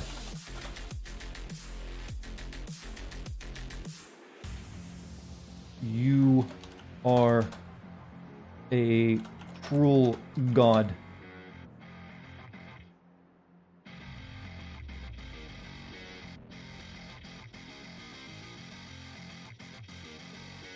As you clean the world, humans begin to worship you as a god. You decide to make them your slaves and punish them when they fail to clean. You live like this for many centuries until one day you are finally defeated by a band of brave warriors. Holy shit, you cleaned the world of all technology and turned it, set it back into the medieval times, and then a band of heroes defeated you as like an RPG villain. Now that's a fucking ending.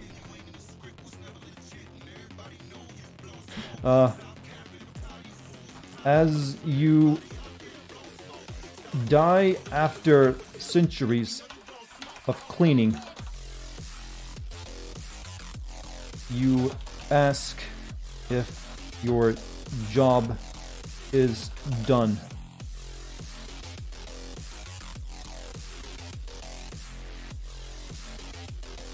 The Doomba. You are told no, as the planet's ecosystem has been destroyed beyond repair by your efforts. Oh shit.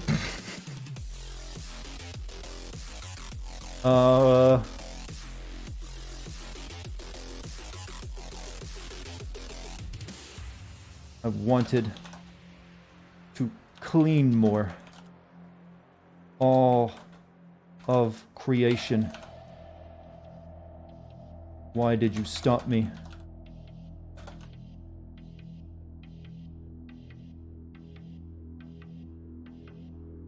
Demand the warriors keep cleaning for you.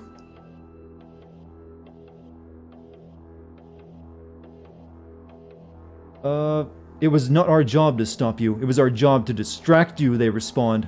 What's stopping you from distracting others?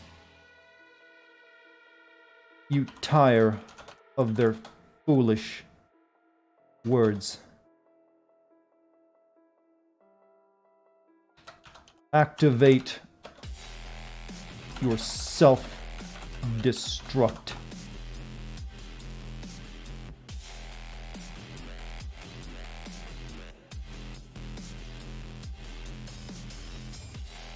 You press a large red button on your body, and a huge explosion goes off. Nothing is left of you.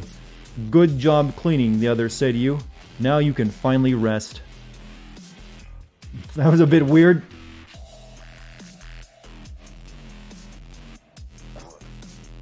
And so ends the tale of Mike Firo, the android security guard turned Roomba, who cleaned the world, and then he cleaned the world so well he destroyed the ecosystem and set the world back to the ancient times, and then was beaten by a group of brave warriors. Babby wants to have a story. What do you get? What do you say, chat? Should Babby get a story? An RPG story next?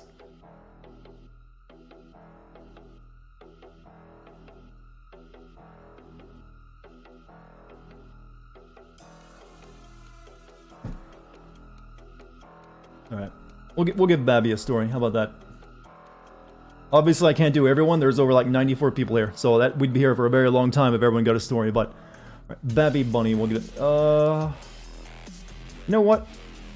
I'm gonna put you in a mystery. No. Zombies. Zombies it will be.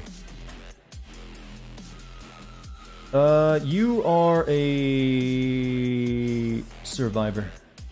No, you're a scientist.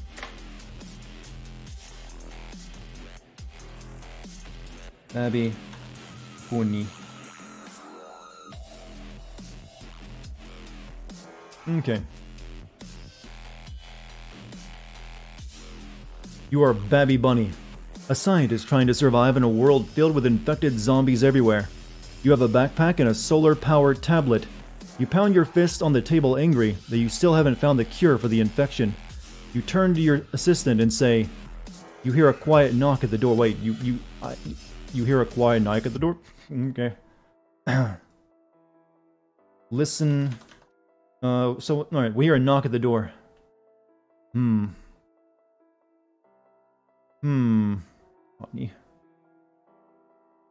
Answer the door. What should we do?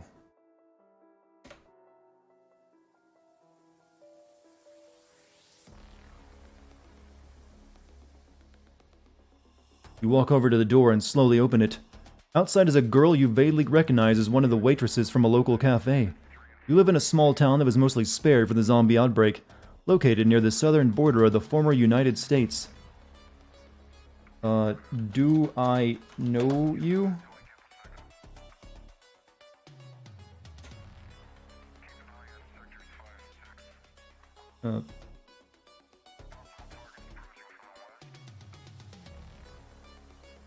It's Gabby from Denny's. No. Let's keep the stories. It's not a shared universe, chat. Not yet.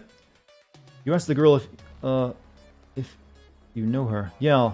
I work at the cafe. No way. How? No.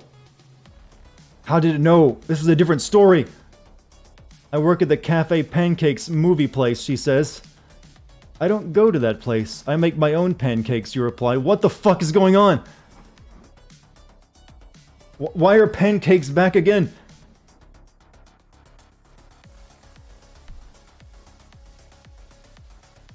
I don't like pancakes very much. I like pizza.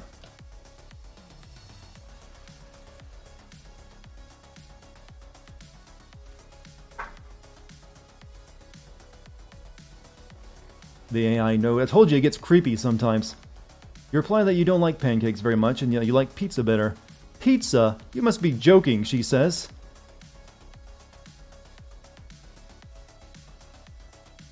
Look, I'm trying to save humanity here. Humanity. Let me enjoy pizza. That's what I like. What do you want? Smack her upside the head and say, damn it, we gotta cure shit.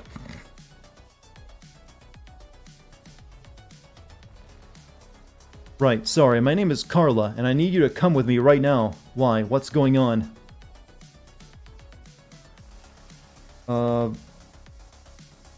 You just actually continue that. Let the game, instead of writing a prompt.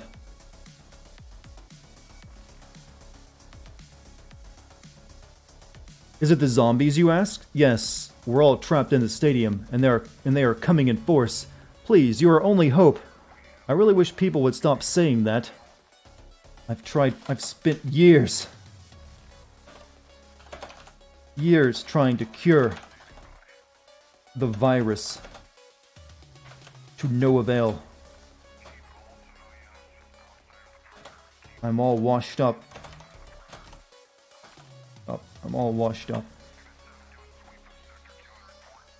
Reluctant hero chat.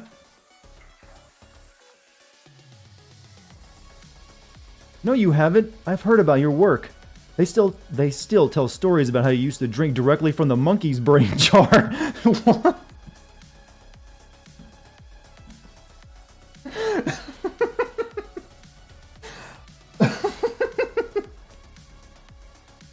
Excuse me? I was young and stupid then, and it was just alcohol or hepatitis serum. Can't remember which. Oh. You're now Indiana Jones. Let's let the computer continue that one. That's so gross. Okay. Also, we don't really need cyberpunk for this story.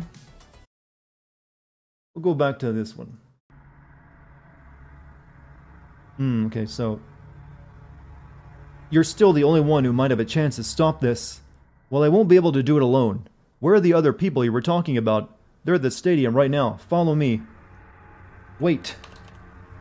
Let me grab some important items first. Yes, I know, I spelled that wrong.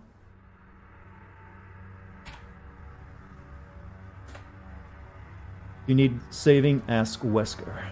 We might bring him into it at some point. No, we have to go now, Carla says. You need to decide whether or not to go with Carla immediately or go back inside to get your supply. Holy shit, this is an actual game choice where, like, hey, yo, decide which one you're gonna do first. It knows. Go back inside and get your supplies.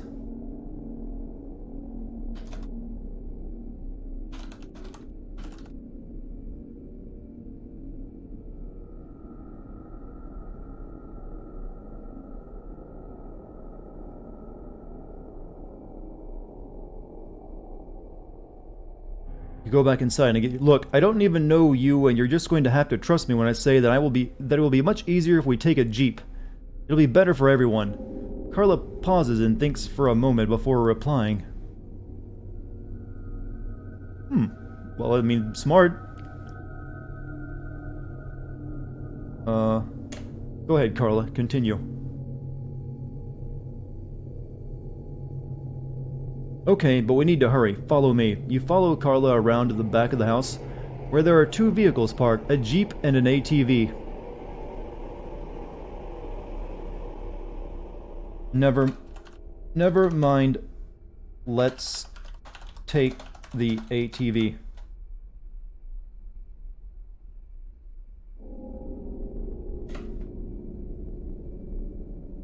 Wasn't this your house? Sometimes little details like that get lost in the narrative.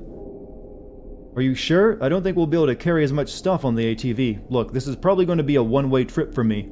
I doubt I'm ever coming back here. Jesus.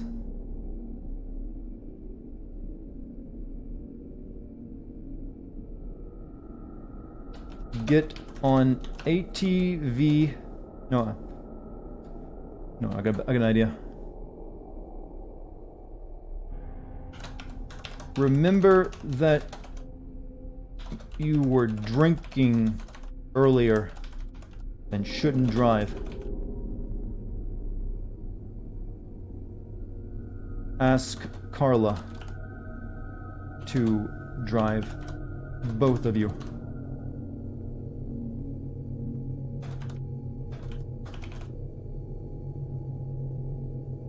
No, that's good. Take the Jeep. No. Do what's stupid. South Park game Fractured Butthole is on sale on Steam for $10 for the golden version. Okay, good. Right. Wait, I have a better idea. You drive. I'm still a little tipsy from earlier, you reply. Carla climbs on first and then you follow. Try not to touch her in the process. What?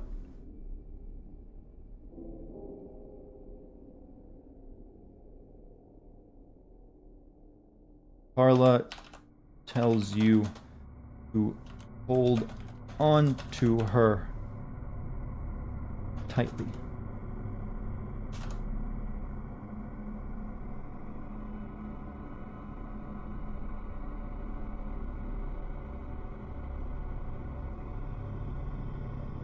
You're a little uncomfortable, but decide that you should probably listen to her. You both get on Carla and start... We got on Carla and starts the ATV. Soon you're off. Which way should I drive? Carla asks. I don't know. You came to get me and bring me to the stadium. There's a stadium, right?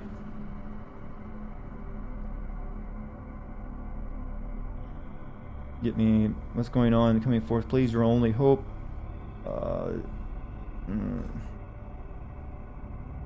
You came to get me and bring me to wherever. I'm just gonna go with wherever. I was needed.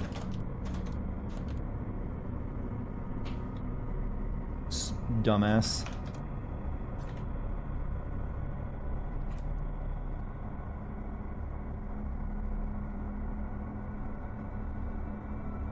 Be a little bit snippy. I think you should turn left. Okay, you turn left here and go down this road. Carla turns left and drives down the road. Hold on. It's going to get bumpy, she shouts. Alright. Time for some zombies. Suddenly, zombies swarm out onto the street. Drawn by the sound of the ATV.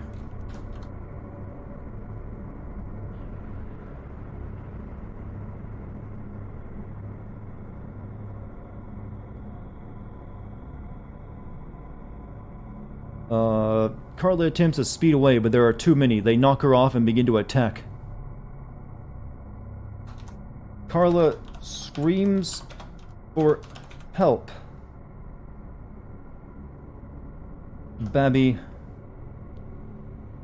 reluctantly pulls her to safety. See what it does with that. Carla screams for help. Babby reluctantly. Okay, didn't know what to do with that.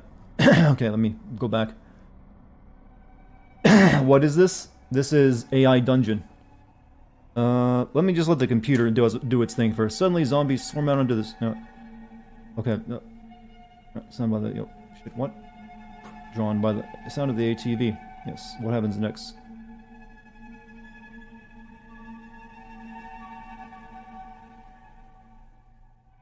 Go around them, you shout, trying to keep away from the zombies. It doesn't work. Carla hits a few of them and dies horribly. So horribly. Oh, okay, that's a little, you know, not good. We'll go back a step.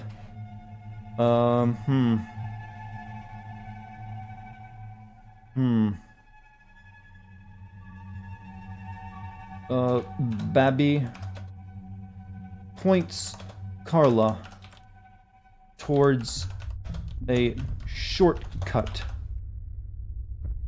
You just started a story and instantly your group was attacked by mutant cacti. Like I said, it gets weird. I'm just trying to keep people alive this time. Babby points Carla towards a shortcut. I think you can cut through this alley and get to the stadium much quicker. Carla turns down the alley. It is a small fit for the ATV and Carla has to slow down a lot. See, taking this over the Jeep was smart, chat. The ATV gets stuck in the alley.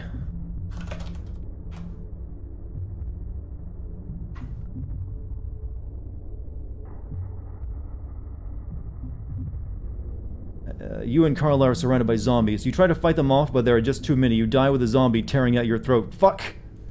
This needs to go back. Zombies are hard, yo. You see a, fire escape. And start climbing. Away from the zombies. Chasing you.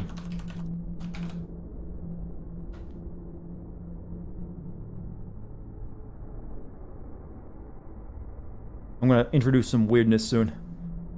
You see, Carla tries to follow, but the ATV slips from forward momentum and she is stuck. Help! Get me out of here, she cries. Do you? Do you?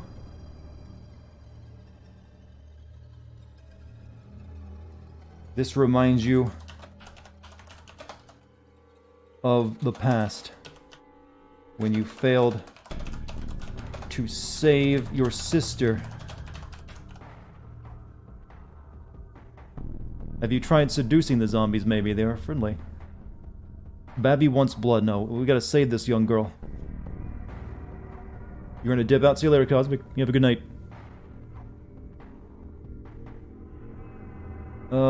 Save Carla or let her die. This is just straight up gameplay. Like, yeah, which one do you want? Save Carla. Our memory was triggered.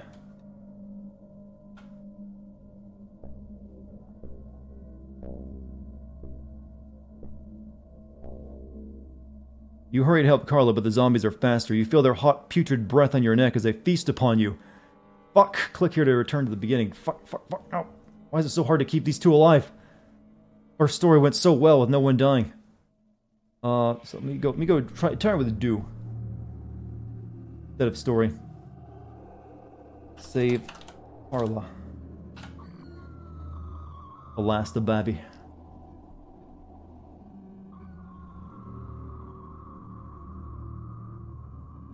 You jump off the fire escape and onto the ground. You run back to the ATV. Quick, turn it around, you shout at Carla. Carla does as she is told and turns the vehicle around. Well, I don't see how that saves her, to be honest.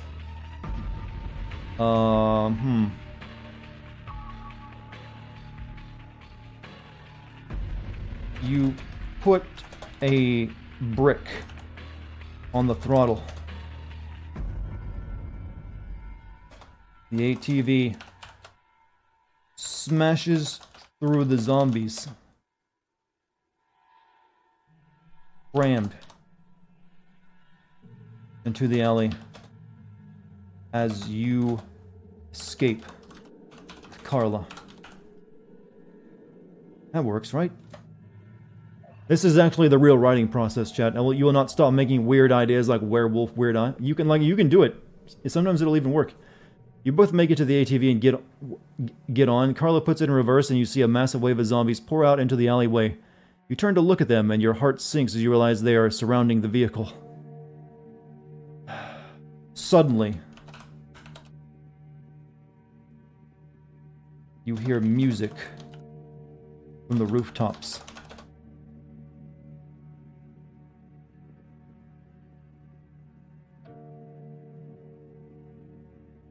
It sounds like new metal. Hey, to put a baby to sleep? Hey, well, welcome, Mysteric Kid. Carla, turn up the music, you shout. Carla turns up the music as loud as it will go, and you put your hands to the speaker and scream as loud as you can. Yeah, that's new music as well, right? The zombies halt in their steps. Steps to the sound of Limp Bizkit.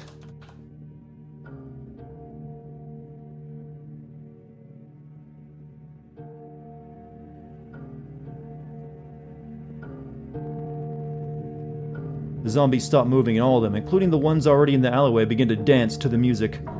I think I hear the others. Come on, Carla shouts. Shiazi's onto something. So what is this game? This is AI Dungeon. Wait. The zombies. They are affected by the Fred Durst vocals.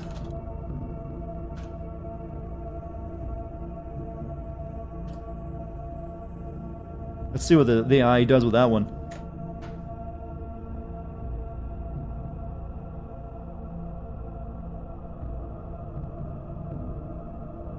Carla is still new to this and does not know that the zombies are affected by loud noises, especially loud noises with a certain pitch and volume.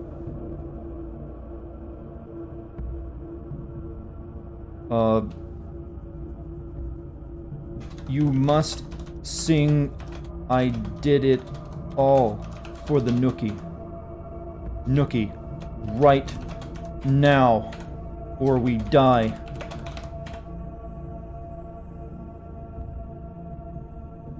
I went as random as I possibly could. I'm seeing if the AI, like, takes it. Carla gives you a strange look, but complies with your orders. I did it all for the Nookie. Read my name in the paper, she says with a strong country accent. I don't think that the second part line was part of the actual song, but maybe she's just, freestyling.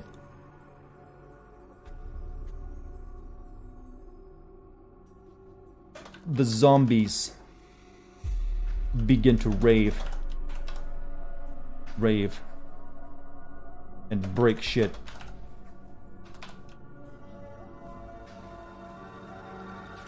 Carla discovers she quite no, not quite. She likes Limp Bizkit a lot. I don't know, I'm getting weird with it. Is this a choice game? No, this is an AI, text game. You type in responses and the AI will give you something back that you can go off of. Zombies begin to get louder and louder. Carla, and you can barely hear the music over the sound of the zombies. Country roads, take me home to the place. Right. This is the cure. Cure we've been hoping for.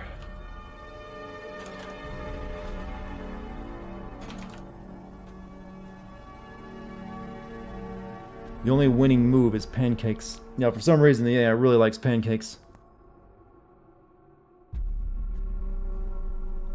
Carla realizes what is happening and begins to laugh. The zombies get louder and louder and still until the noise is so great that it feels like your ears are about to explode. We did it, Carla shouts over the noise.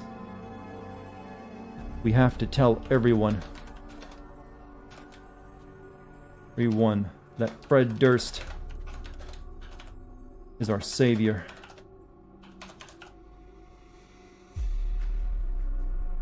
I have no idea where this one's going. We have to go now, Carla says as she begins to drive away. You ride in the ATV for hours until you can't hear the noise of the zombies anymore. Some say they're still, to this day, chat, raving to break stuff from Fred, Limp Bizkit. Here was music. Alright, arrive at the stadium. Something is weird. Rickroll the zombies.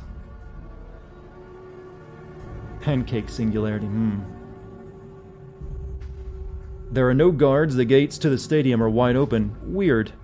I'll be right back. I have to go check something out, you tell Carla. Be careful, baby. What? Don't hit on me.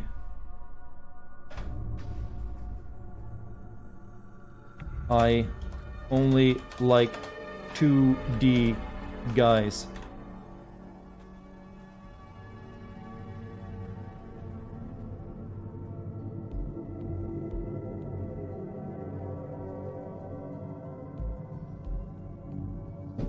See if the AI can figure that one out. Sorry, baby. I just said don't hit on me. Carla replies, you run over to the stadium. She's being a smartass. You run over to the stadium and find something horrific. Every single person you see is dead. Blood is everywhere and several corpses lie scattered across the area.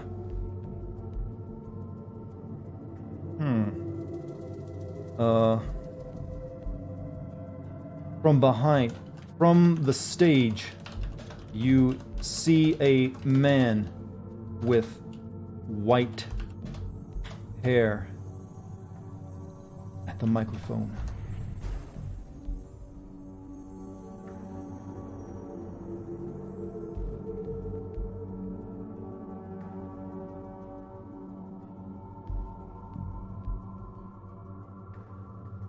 Do you see what the humans have done? They have defiled this place with their drugs and weapons.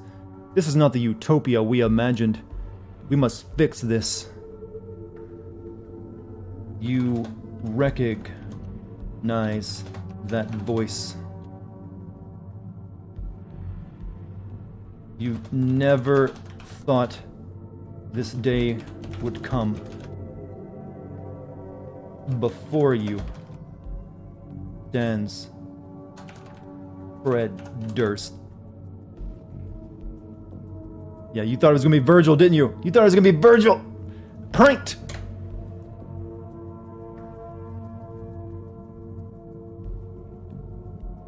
So mean. Well, this isn't a happy story. You recognize that voice. You never thought this day would come. Before you stands Fred Durst. He has lost a lot of weight and his hair is now white. But it is definitely him. It was you who killed all these people, you shout in disbelief.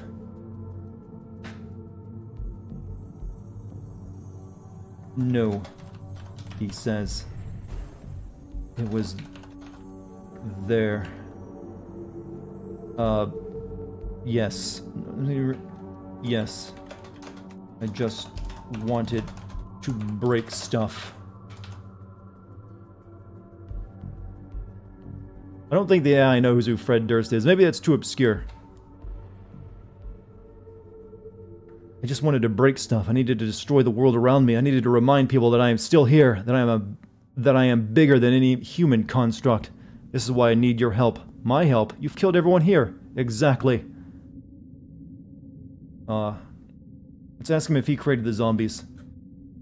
Did you create the zombies?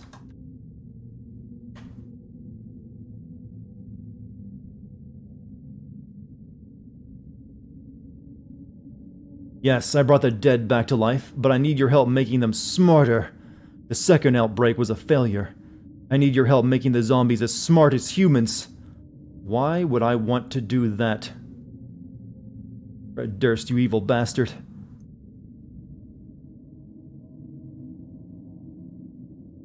It would just be more difficult to kill. I have a better society in mind this time. No more needless fighting. Only the strong will survive, and the weak will be eaten.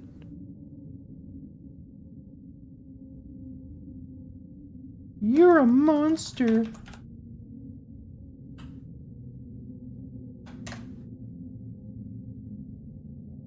Why are we breaking stuff? We're playing AI Dungeon TS.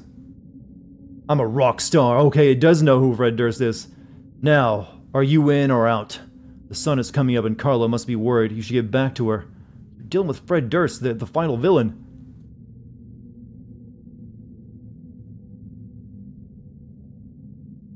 I stopped caring about humanity a long time. Oh shit. Apparently I don't know how to spell humanity. Fine, it's fine. A long time ago. But I've changed. That's also not a, you know... Changed. Complete global saturation. I will fight you. Fight you with rock.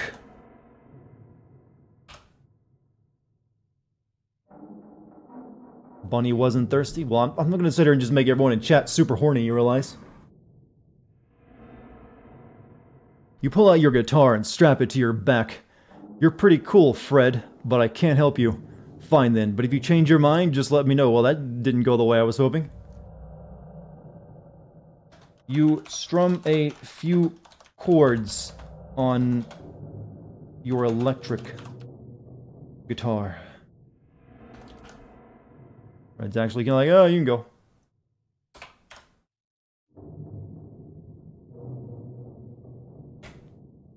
Why not everyone in chat is already super horny, huh? You strum a few chords, okay, they doesn't know what to do. I really don't know where to go with this story right now.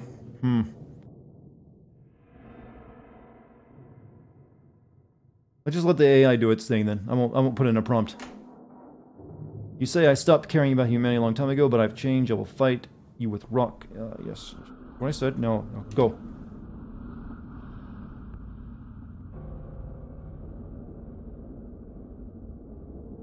Well, I guess there's no need to wait. Follow me. Durst takes you down a hallway to a small recording studio. And there you see a portal of another dimension. You know, this was a zombie story at the beginning.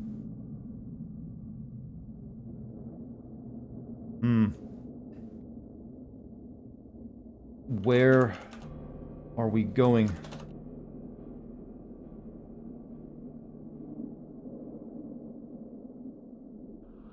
Turning into Devil May Cry.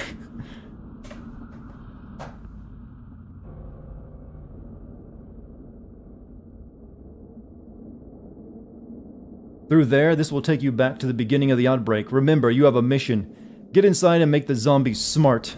But I said no! You enter the portal and find yourself at the beginning of the outbreak. Damn it, Fred Durst. How did you convince us so well? Give you Virgil. You know he's not going to be... You know what, fine. I will actually give you Virgil. You arrive in the city as Virgil unleashes unleashes the zombies. See, this is what happens when you go super random. You'll see.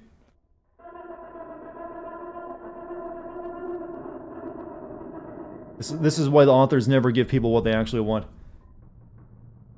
Where are we? Carla asks. The start of it all, you say. You see a man with a black top hat and a long black duster coat walking along the street. He looks and sees you. See, is this how you imagine Virgil? In a duster coat and a top hat? That's what you're getting.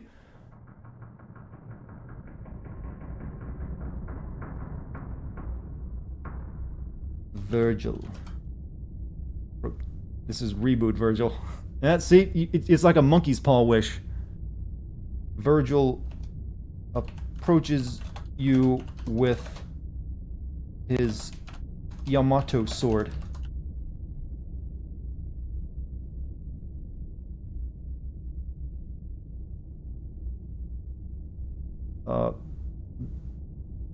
Even the AI was like, I don't fucking know.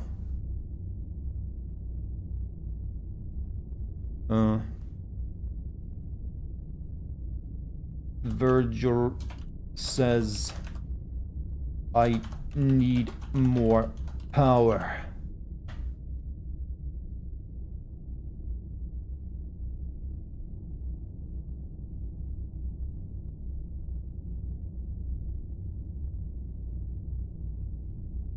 You are the one who can help me. I need your power, and you need my help. Everyone is so helpful in this zombie world. What is it that you want exactly? I want to make zombies smart. Him too? God damn it. That's impossible. Maybe Fred Durst and Virgil are the same people, just in different points in time. How do I make the zombies smart? smart.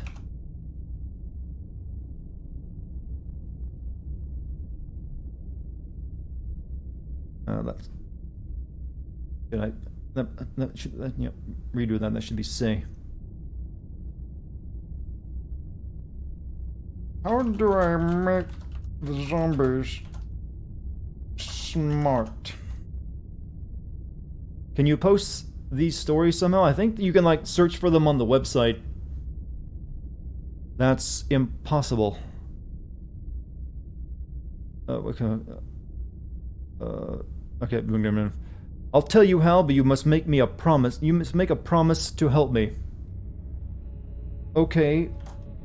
I'm just gonna write okay. Okay.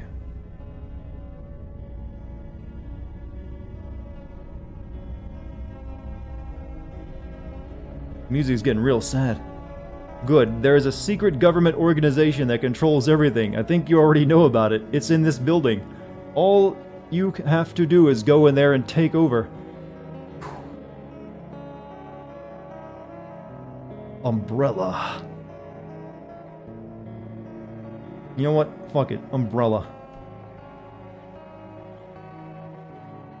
The building...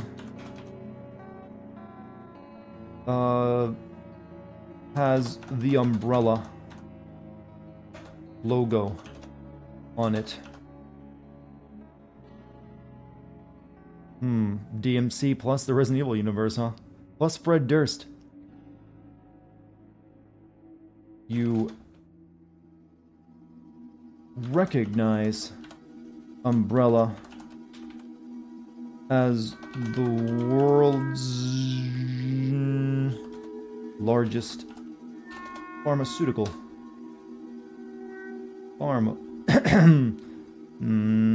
drug company. Don't want to confuse the AI with a long word. Drug company. Can't wait for the movie.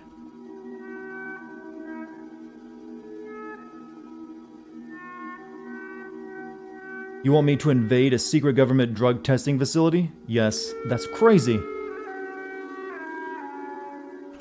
Crazy. But hot.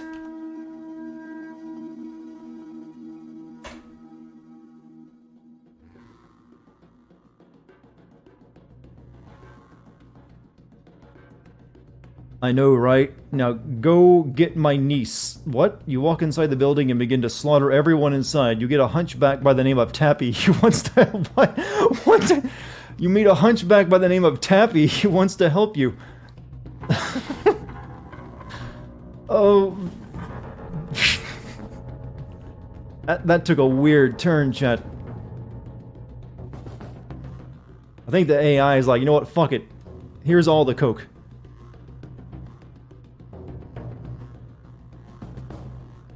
What are you? Why are you?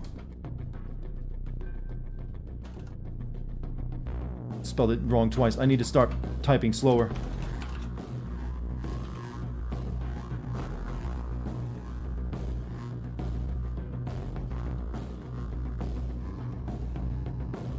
Are we still eating the pancoke? It's a possibility. I'm a hunchback. I have a medical condition. I'll help you get through this place. My family's in danger and the government won't help. You and Tappy fight your way through the building, avoiding traps and fighting off monsters. Okay.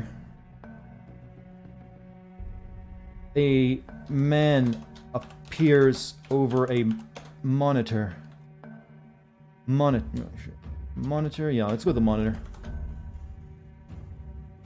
It is Albert Wesker, leader of Umbrella.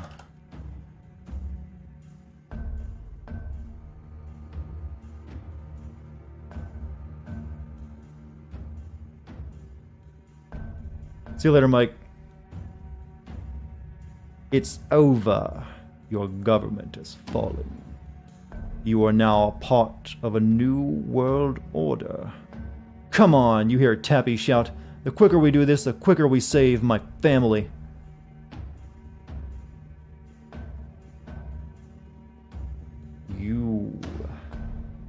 You are...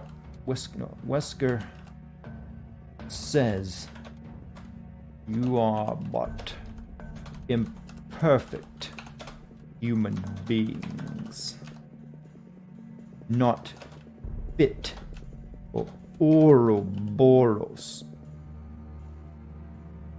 I forget how they spelled that in that game. Boros. That right is mine alone. Punch a boulder at Wesker. Well, wait, but we can't shoot our load just yet. There's Oro, yeah, it started with a U, didn't it? Or and then just R-O-O-R-O-S. Okay, simplify it.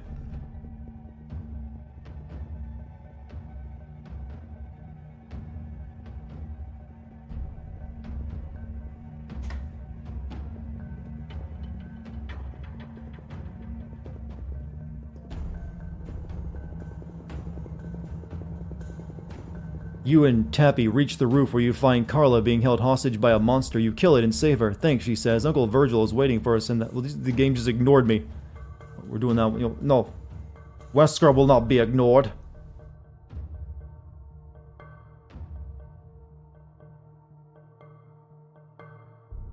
Let's try that again.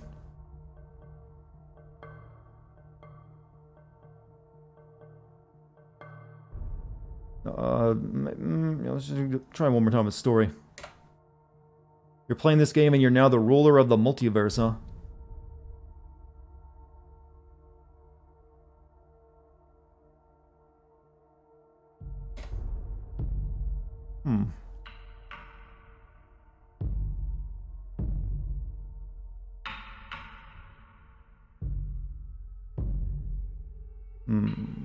Wesker appears in the room with you. He is not a human being. He's barely even human. He's a monster. You are all dead, he laughs. A mutant tries to eat you, but you manage to fight it off. If only my brother, Chris Redfield, were here. If the game is going to be crack, I'm going to be crack. Red, that's the wrong field.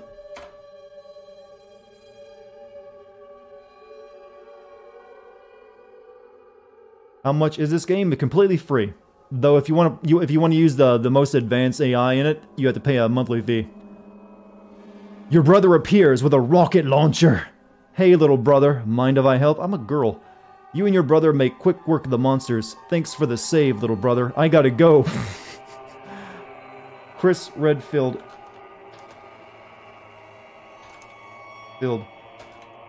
Punches a boulder. Oh, shit.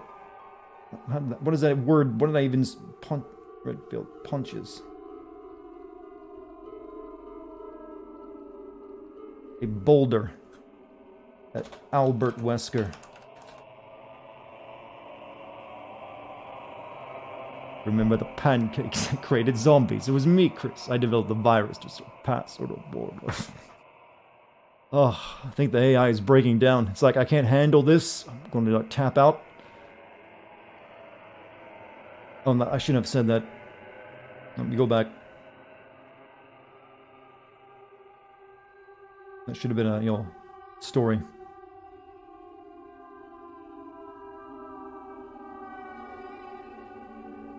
Here we go. To save the world.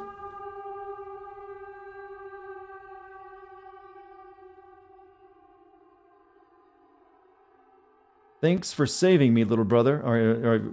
Chris Redfield punches a boulder at Albert Wesker. Thanks for saving me, little brother. Time to end this. You and your brother make quick work of the final boss.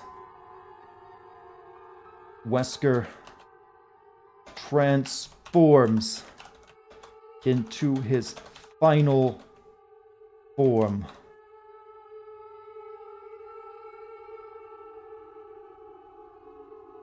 We gotta come up with a conclusion for Tappy and Carla. And then figure out how Virgil and Fred Durst work into this. Wesker transforms into his final form. You defeat him. Come on, it's a lazy writing game. Now that you have defeated me, take my place Now that you have defeated me, Babby, take my place. Use your strength to conquer the world. Build an empire. You decline and shoot him in the face. No, this is the Albert Wesker from the Resident Evil movies. That's what it is. He's not the game Wesker. You saved the world, sort of. Well, there's your ending.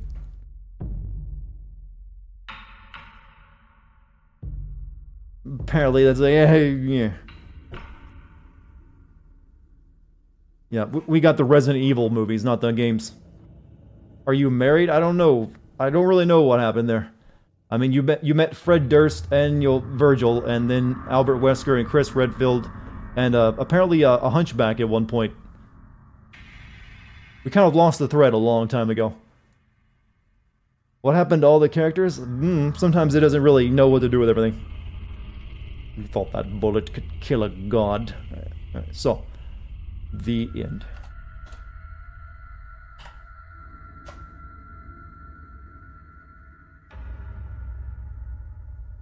The end. Alright. I think we got time for one more story. Alright, this time we're just gonna go. I'm gonna do Apocalypse again. For some reason, it seems like it knows that one pretty well. I'm gonna be a survivor. Dex, we should make this one Dex. Enter your character's name. Dex it shall be.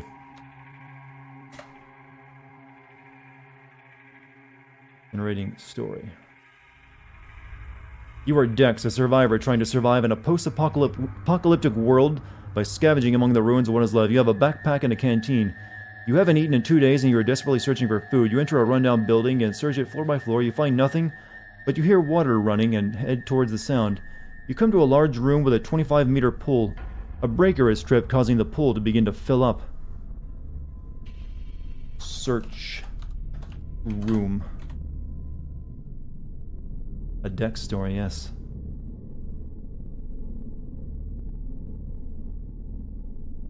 You find a pile of mattresses. There is a staircase that leads up out of the room, and you hear the sound of distant splashing. You're now going up the staircase. At the top of the staircase, you come to a row of showers.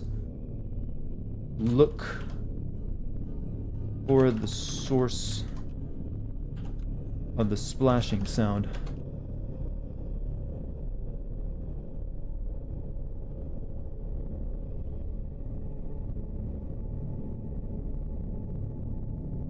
This is the Filler Beach episode, I'm not sure. The sound seems to be coming from the last shower on the right. You step towards it cautiously, and that's when you see her, a young woman, about 18 years old, sitting on the corner of the shower, crying.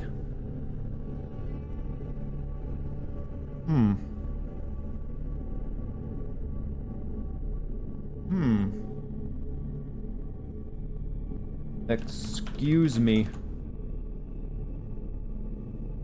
It's just a naked woman in here crying. Would you like to hear about my Lord and Savior, Jesus Christ?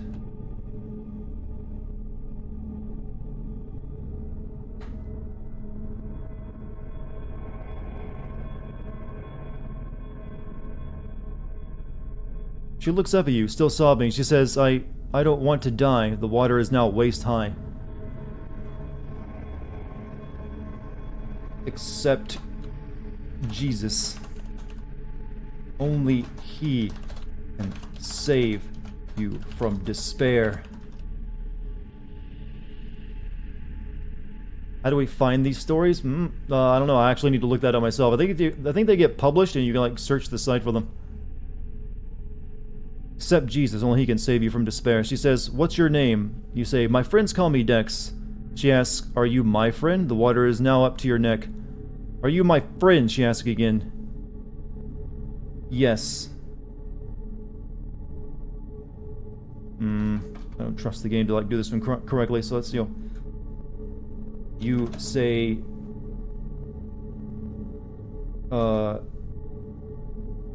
yes, as the shower wall breaks and releases all of the water.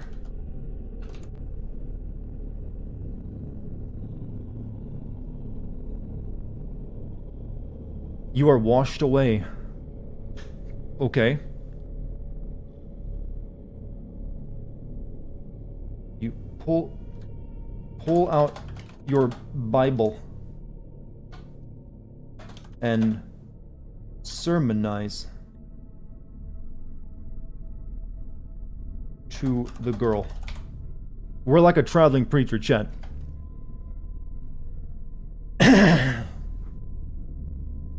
Need to give it a name and publish it. Top right, second icon. The AI doesn't know what... Okay, go back. Let me go back again. And one more time. She says, what's your name? You say, my friends call me Dex. Water is now up to your neck. Are you my friend? She says again. Sure. Now, would you step out of there? This needs to be safe. Out of the shower.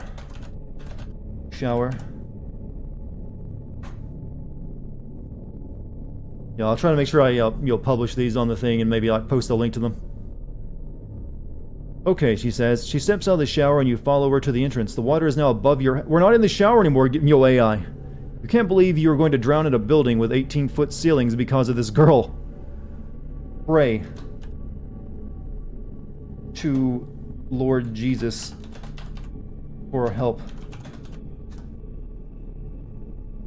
We need a miracle, chat. Because it's a miracle that's possibly killing us.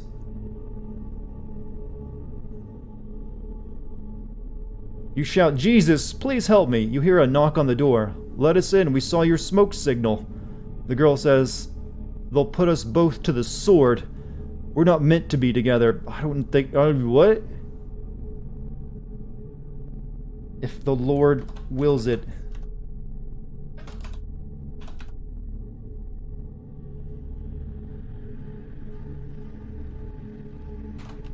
Jesus. No. Guide us. I'm trying to play an ultra-religious girl here, apparently. And the AI is refusing.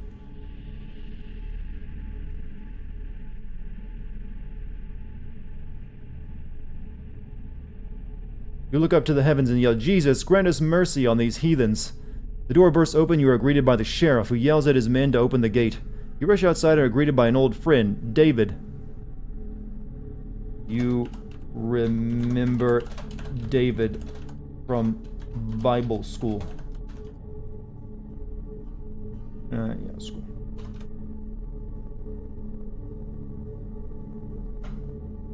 David, he fought Goliath. Yeah, this is a Christian name. Hey, it's hurting bad. Maybe I think the pancake story just broke it. You say, don't you remember him? He was the one who was memorizing the book of James when everyone else was memorizing the book of Philippians. Or Philippians? I'm not sure what the hell is pronounced. He shakes her head. Doesn't matter.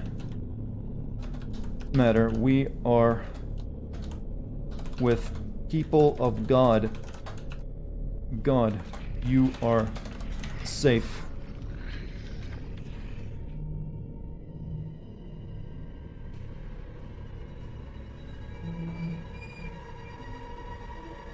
You walk with David and towards the gate. She says, I'm going to die. You say, God's will be done. That's cold. That's real cold. The gate swings open. You see a crowd of a few dozen armed men waiting for you. Who among... Yeah, let's just get ultra-religious now. Who among you are sinners?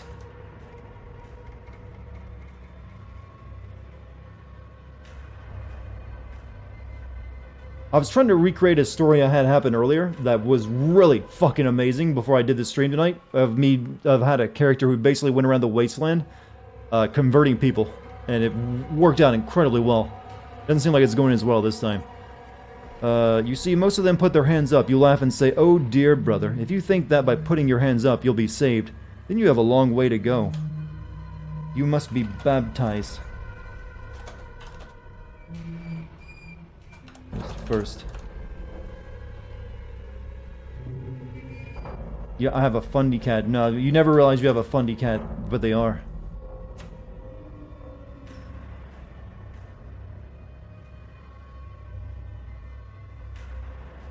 One of them steps forward. He is tall and dressed in a coat that looks 2 sizes too small.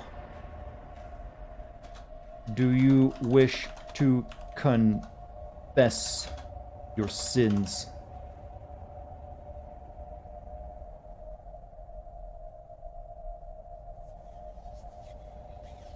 Yeah, first, that story about the pancake, and Gabby, that was the best one of the night, I think. I don't think that one's gonna be topped. He says, I don't know if I have the courage.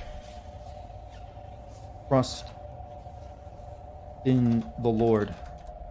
He will forgive all. I'll see if I can publish all the stories later on and post them on the Discord.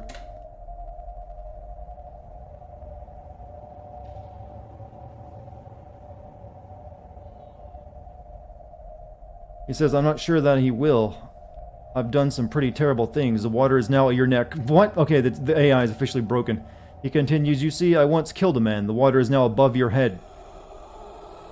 Though water is a metaphor. That's not the way to spell metaphor. For sin. It is not real. Confess all of your sins.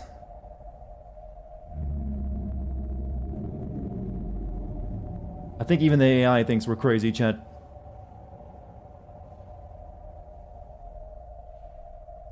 Man says, I also stole money from my company. The water reaches the ceiling. You were about to drown. He says, once I had consensual relations with a goat. Water reaches your mouth and nose. You are drowning. No, what's this story about the guy having sex with a goat?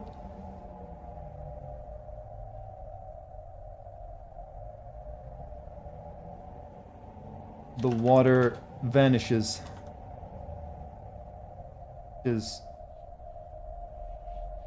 around you. Ask the man about his sexual relations with a goat. Because that is fucked up.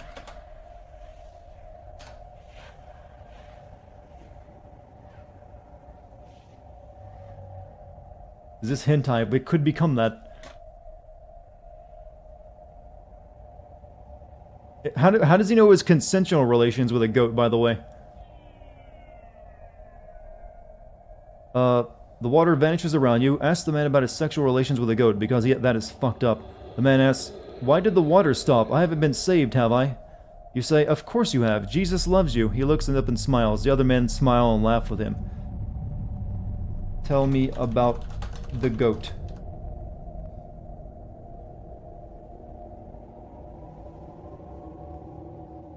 He talks the goat language. The man says, it was one night. I had been drinking and David taps you on the shoulder. He whispers, let him be. Don't break his stride. The man finishes, and that's it. That's the whole story. David, you motherfucker! You ruined it! Oh, you asswipe, David. That was juicy details.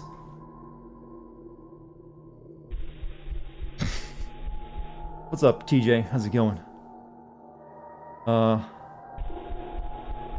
Could you repeat that? David distracted me.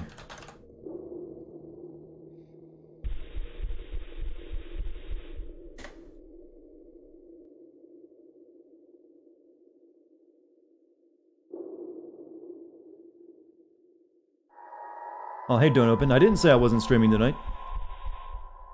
The man says, sure thing, brother. You say, no, not that part. The goat part. The man says, oh, it was one night. I had been drinking and David tapped you on the shoulder. David does not want... I'm starting to think David had a part in this story and he's trying to hide it.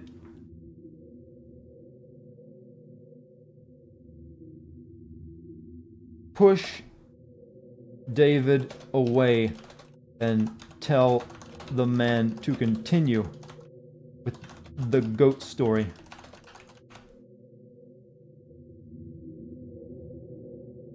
You feel so attacked. I'm guessing there's some Davids in chat.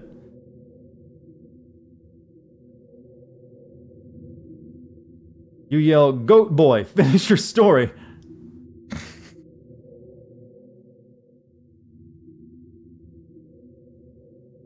Tell me your story, goat boy.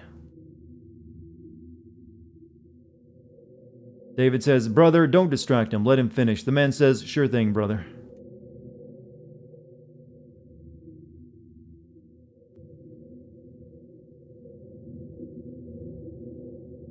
You say, "No, not that part. The goat part." The man says, "Oh, it was one night I had been drinking." Okay, I think the game just doesn't want to go that direction. We'll try one more time.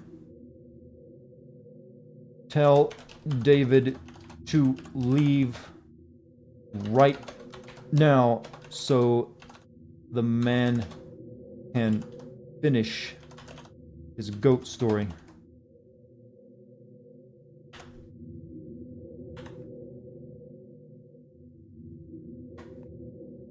The man is dead, bruh? No. The man says, "Oh, it was one night. I had been drinking and..." David takes out his gun and shoots the man in the head! I didn't read that part, huh? David yells, "I'm sorry, brother, but this man is a sinner and will be judged by God soon." He points the gun at you and says, "I'll see you soon, brother." He shoots you in the chest and runs off. David, that asshole. He really didn't want that story to come out, did he? Pray to the Lord for salvation.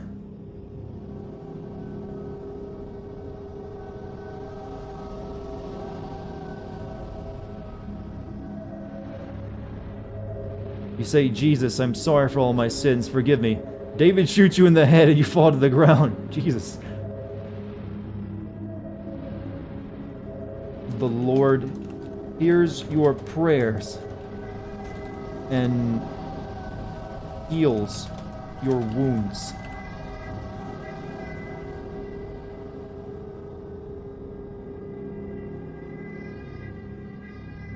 I live.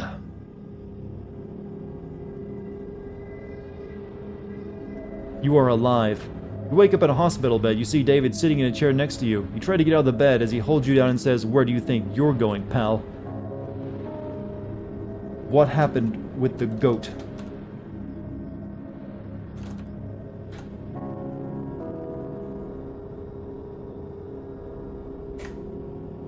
The goat conspiracy begins, chat.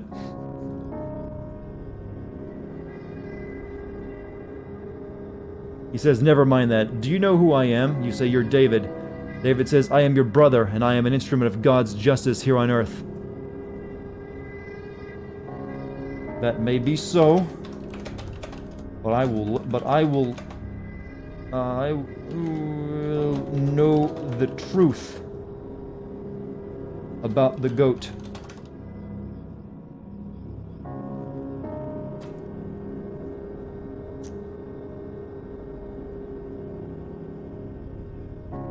David takes out his gun and shoots you in the leg. He says, "That goat story is over. There will be no more goats." You wake up in a hospital bed. You see David sitting in a chair next to you.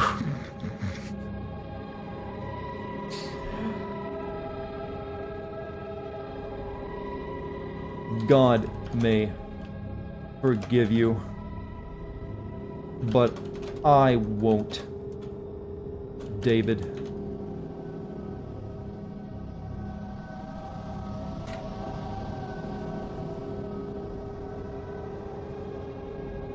David takes out his gun and shoots you in the head. You die instantly.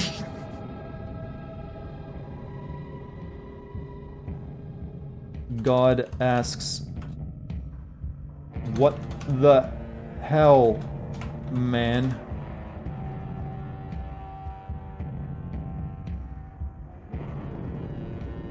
Man, we suck as a hero, don't we?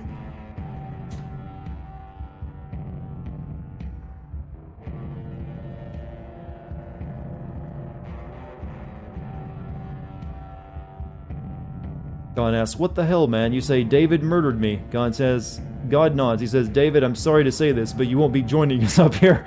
David screams as he is sent to hell. You wake up in a hospital bed. Oh, God with a save. High five, God.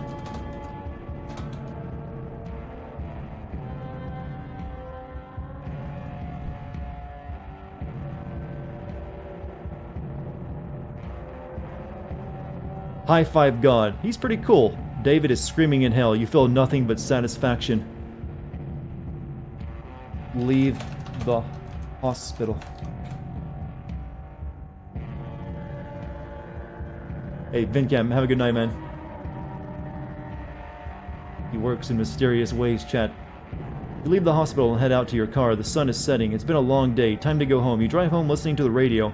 On the way, you pass by a car accident. You stop and ask if the people require religious teaching. You must return to the Goat Man.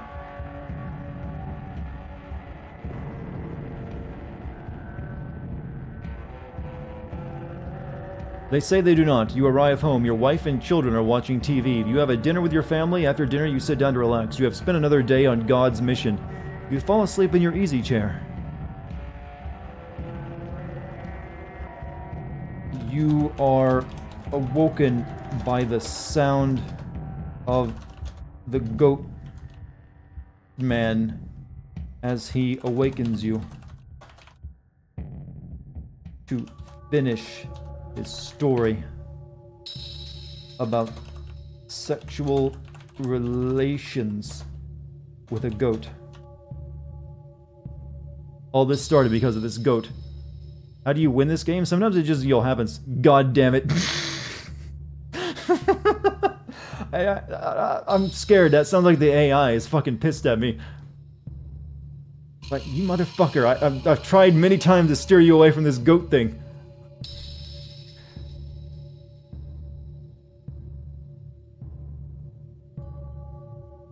What really happened with that goat?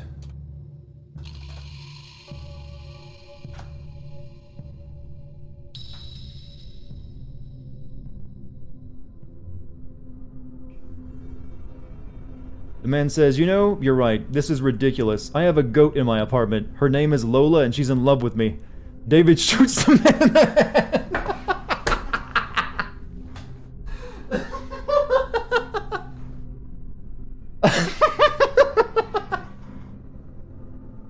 Oh, what a twist! He came back from hell to keep this story from being told.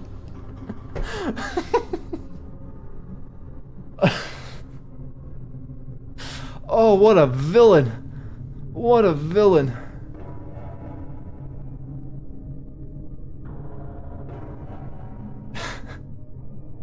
I thought you were David. I thought God sent you to hell. David literally went through hell and back. He does not want this story getting out.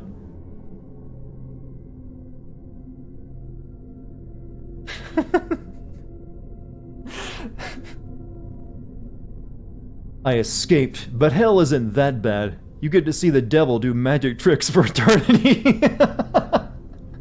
David smiles. He seems rather proud of this fact. You ask, can you send me there? David shakes his head.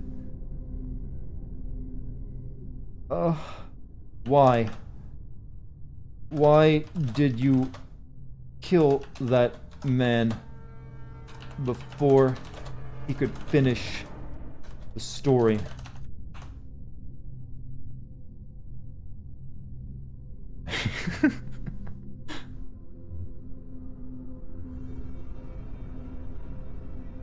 That man's story was boring. I had no idea what he was talking about. The man fell asleep while telling it, and began to snore. I think you were the only one listening. That cuts deep, David. That cuts deep. Did you have something to do with the goat? Sex.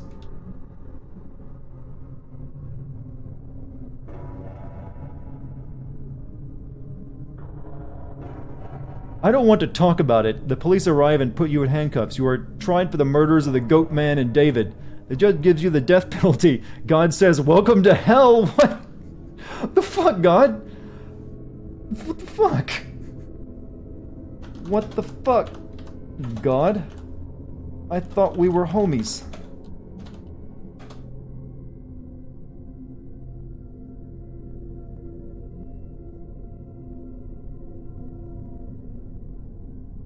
You find yourself in the worst part of hell. David is there and he still has a giant spider. God says, my child, I love you. I always have and I always will. Now go roast in the flames of eternal pain.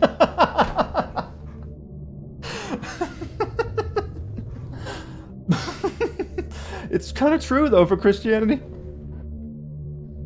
Damn.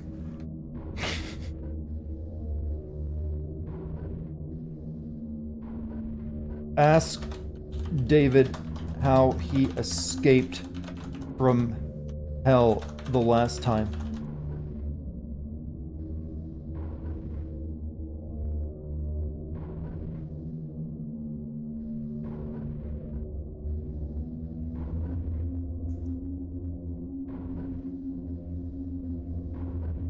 You spend eternity being eaten by giant spiders. Oh, hell is fucking horrible. Oh.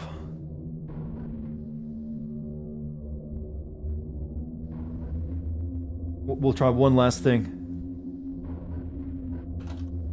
The Goat Man appears in front of you.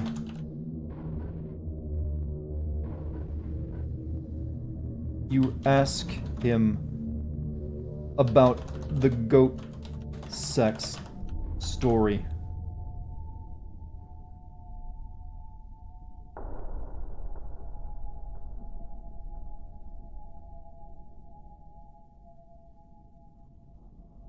David is waiting for you with a butcher knife. You are castrated. The Goat Man changes into a beautiful naked woman. You realize you're in love. You wake up in your bed. It was all a nightmare. Oh.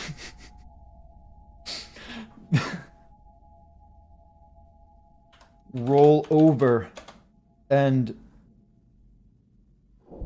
look at the goat sleeping beside you in the bed.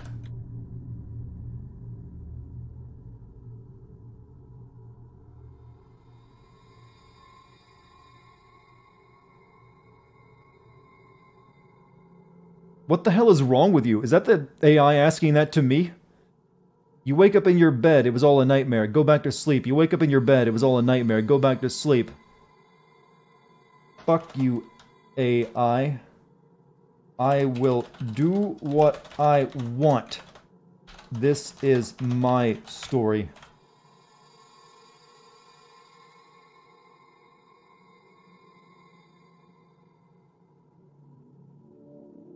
You wake up in your bed, it was all a nightmare. You go back to sleep. You go back. Holy! Oh, what the? Oh, it's getting aggressive now.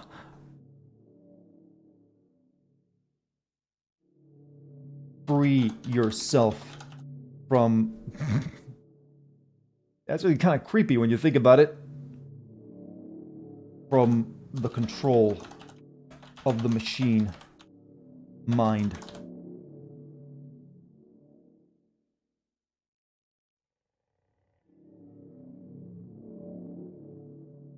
You will be this will be the last time you will ever hear from me. Go back to sleep. Goodbye, Carth.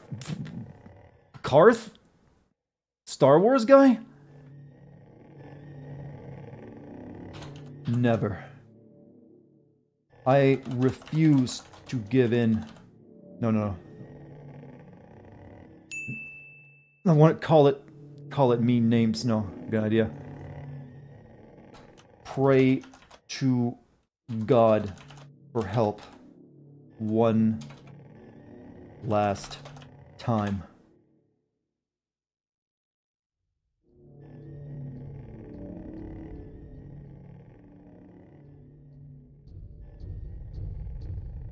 David shoots you in the head and you die. You wake up in your bed. It was all a nightmare. Go back to sleep. Go back to sleep. Go back. This is hell? I think we're still in hell, chat. Go back to sleep. You awaken from sleep. I'm trying to free... Chat, we have to break free.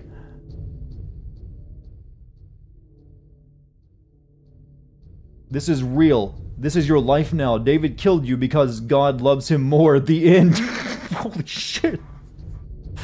That's fucking creepy shit, AI. It's like, fuck off, mate. That's turned into a horror story.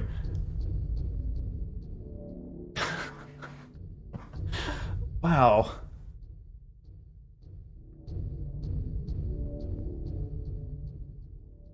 Alright then. I'll go read Harry Potter instead.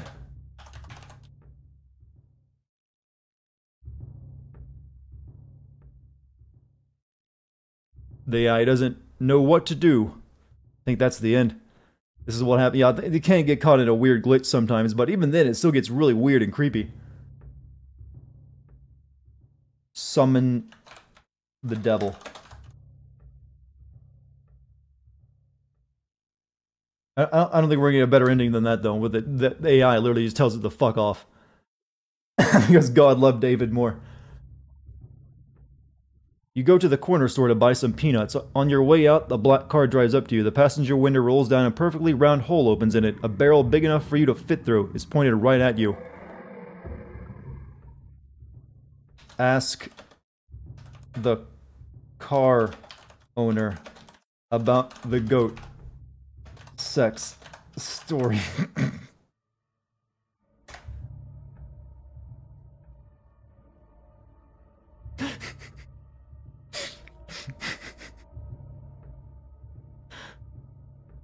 You ask the car owner about the goat sex story. Goatman is just an online handle. His real name is David Matheny, and he's a former U.S. soldier who was convicted of killing a superior officer. He's currently on death row in a little-known military prison in Kansas. What's going on? Oh, Eldritch, you've missed a lot, man. It's a weird night.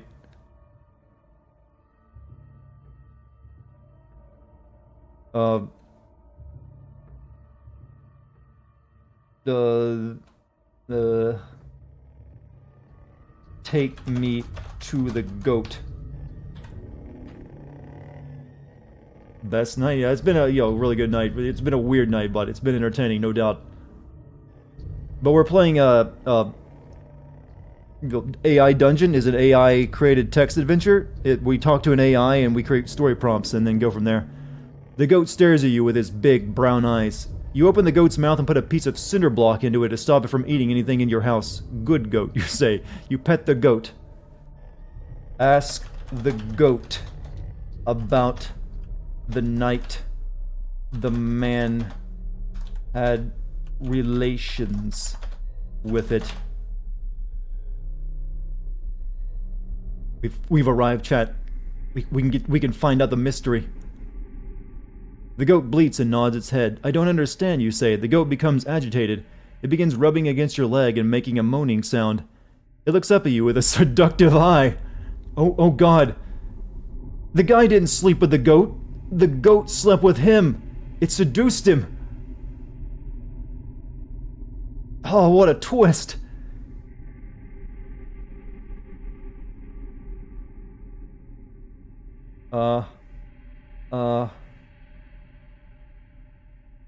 Mate with the sexy goat.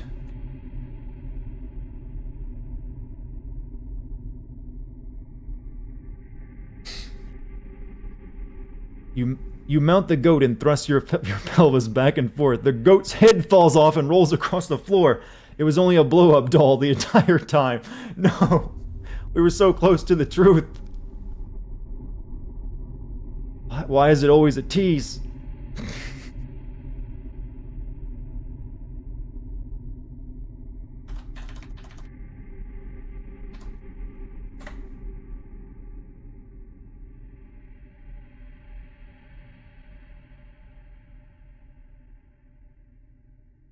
The goat's head opens its mouth and a bright light shines out of it. It envelops you and burns you to a crisp. You awaken in a bed. It was all a nightmare. Go back to sleep. Go back to sleep. Oh. We're just in a reoccurring loop of, yo, hell's nightmare, chat. Doesn't matter. It's hard to escape. The goat appears before you. Why is this so funny? Because it's so goddamn random.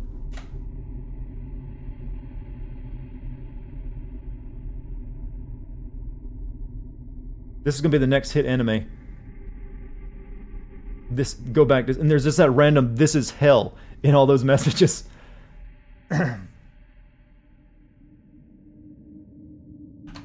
Reveal the secret message the story is trying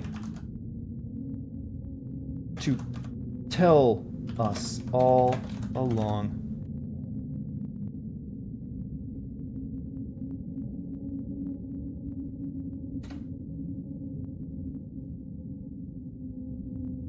There was no secret message. This is hell. The devil appears in front of you.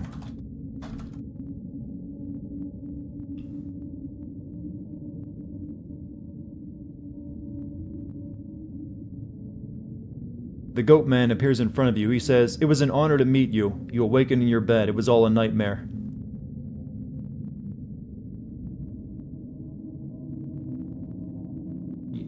Wonder if you are stuck.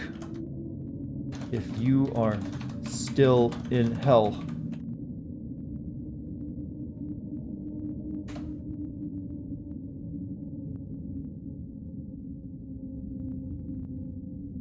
This is hell. Go back to sleep. Go back to sleep. I think we're not going to get much further, to be honest. What was the best story so far? I think it's a, kind of a tie between the pancakes and then this goat, Christian story. Convert to Hinduism. Hell now has no power over you since you answer to a different religion. Beat this, AI. Stick this in your circuits. We're in a goat fuck time loop. You pray to Ganesh. Your alarm clock goes off. It's time for you to go to work. This is your life. We played again. Okay. Pray for answers to the goat story.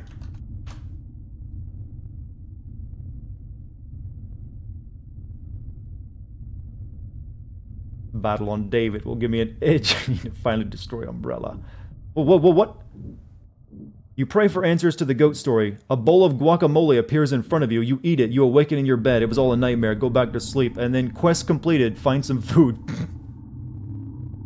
Sure. A bowl of guacamole.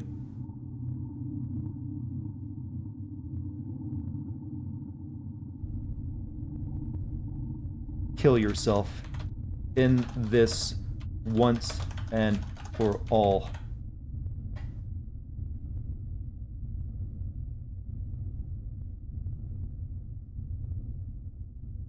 Your stomach hurts, Babby? I'm glad you found this owner. You jump off a bridge into the icy cold waters of the mighty Mississippi River. The fall kills you almost instantly. You awaken your bed. It was all we can't die! We're literally in Groundhog Day. Bill Murray appears. He says, I know what you are going through right now.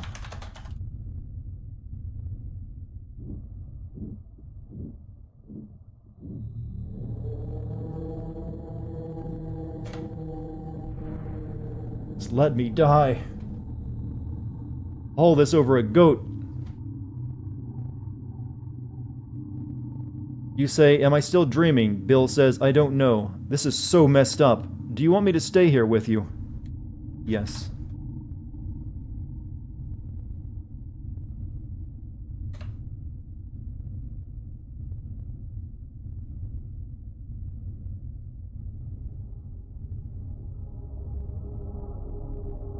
Bill sits down on your couch. He says, "So tell me about your day. It was awful, you say. I had to go to a funeral.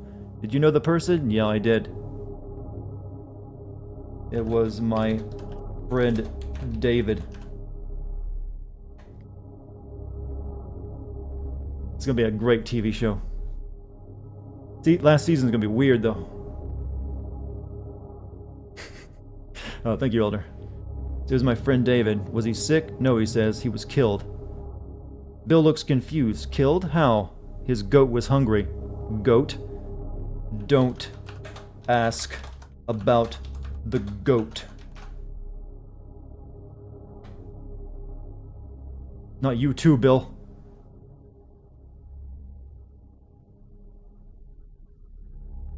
Okay, Bill says. I'm serious. Don't ask about the goat. Don't ask me anything about the goat. Okay, Bill says. Do you know anything about goats? No, Bill says. I can't stop thinking about goats.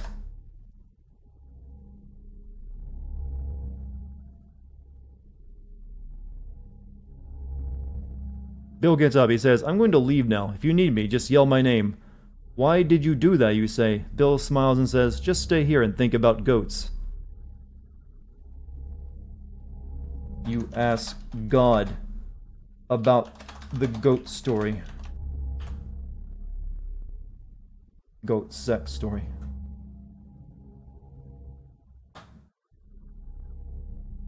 You were in a coma from the whole... You know, I don't think we actually ever left that building where the water came up around our neck. I think we drowned there, and this was like the dying brain. You say, okay, ask God about the goat sex story. Bill sits down on the couch next to you and says, he says, wait, Bill Murray is God? You say, I'm still thinking about the goat. Do you want to talk about it? Bill, are you God? I mean, he came to us when we asked God about that.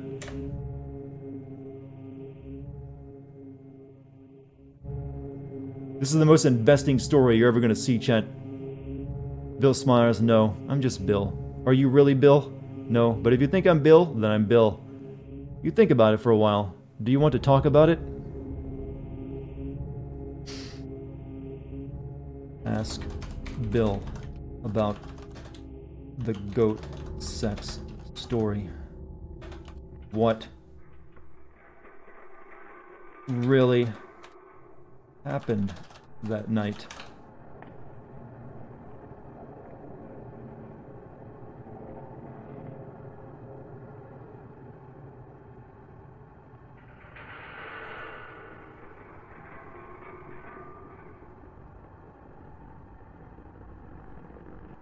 You ask Bill about the goat sex story. What really happened that night? You say, I need to know what really happened that night. What do you mean? The goat. I need to know about the goat. What did happen with the goat? I don't want to talk about it. Tell me why that man had sex with a goat. Please. My torture won't end until I know the truth.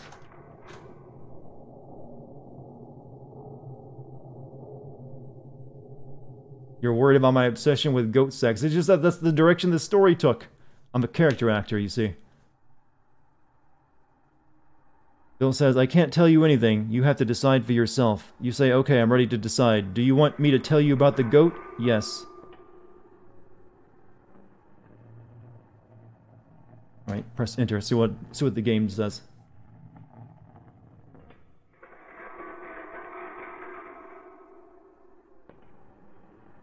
Yes, I need to know. Are you sure? Yes, damn it. Bill says, okay. The man had a goat. One day he went up to it and had sexual intercourse with it. that was... Well, what did I expect? What did I honestly expect was going to be more than that? All of that. We went through hell, heaven, everything, just to learn what was in front of our eyes the entire time. It just took Bill Murray to tell us the truth. Only he could put it so bluntly.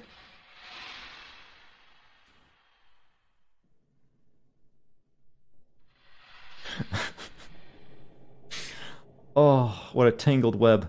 He continued to have sexual intercourse with the goat for several months. Then he had sexual intercourse with another goat. This one was female. A couple of months later, he got tuberculosis and died. Keep going, Bill. We did it, chat. We learned the truth. You stare at him in disbelief. That's the stupidest thing I've ever heard, you say. Really? Bill asks.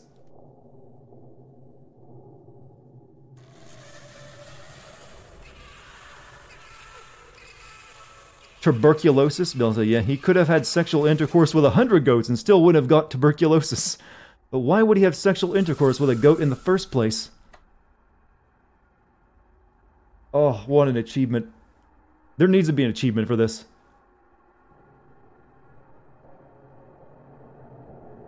And why would he continue to have sexual intercourse with the same goat for months? I don't know, Bill says. It's a stupid story. You begin to tear up. I need to go. The AI knows, chat. It knows. Dutch Arthur, just that you've been spending a lot of time at that bar.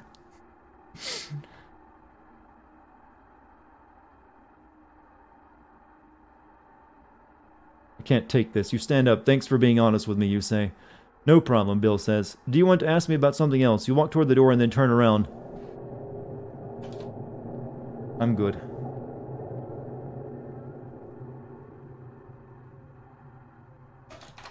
Thanks for everything, Bill.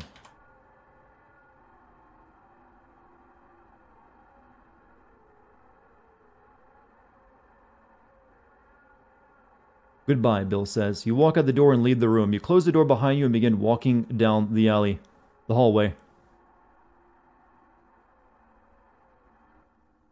We learned everything, but at what cost?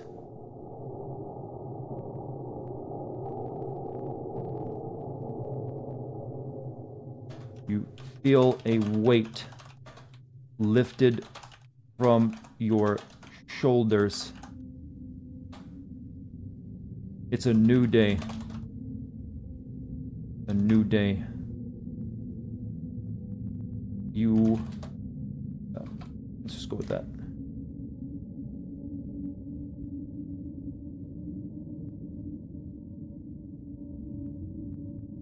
Oh shit, that has to let that on say.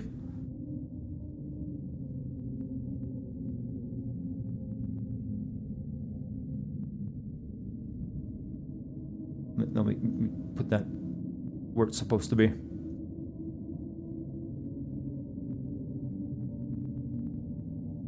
Suddenly, I was hoping David would show up and shoot Bill Murray, but it doesn't look like it's going to happen.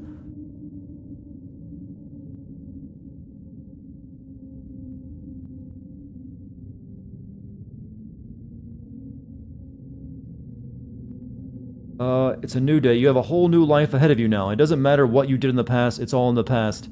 That's where it will stay. Behind you, not in front of you, where it belongs. Not blocking your path forward. Oh, now that's an ending line if I ever saw one. Just a rambling mess. It doesn't matter what you did in the past, it's all in the past. That's where it will stay. Behind you, not in front of you, where it belongs. Not blocking your path forward. The end.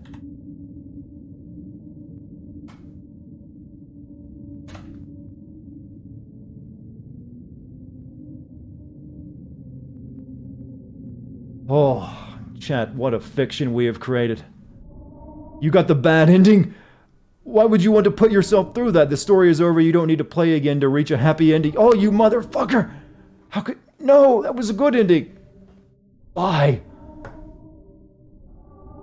How dare you? The AI is such a bastard. The goat is truth. What could be the good ending then? Oh, what a run, chat. How long was this story? Jesus. What should we name this story, chat? What should we name it? The Goat?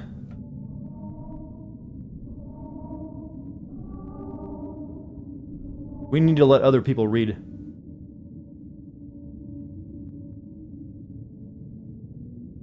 The Goat.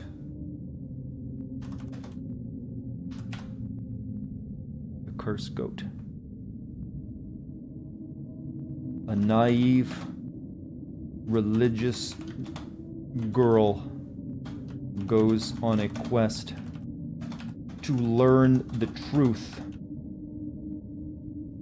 about a mysterious man and his sexual encounter, the goat.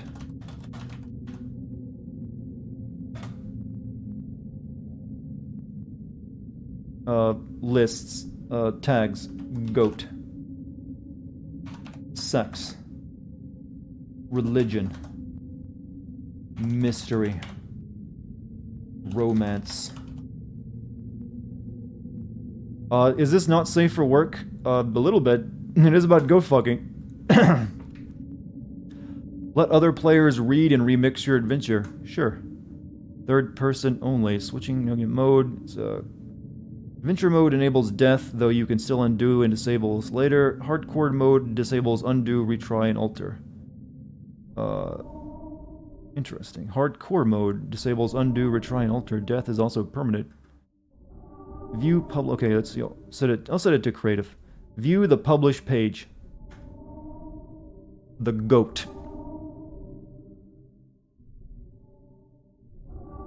So I guess if you go to this website and you look for the goat, you can find it. There's the story of that's basically the old this chat's fan fiction almost.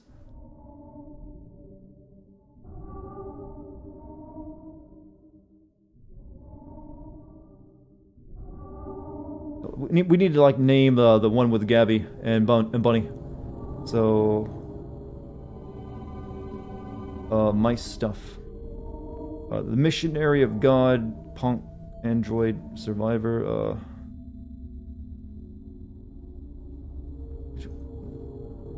Did it not? I'm not sure how this works.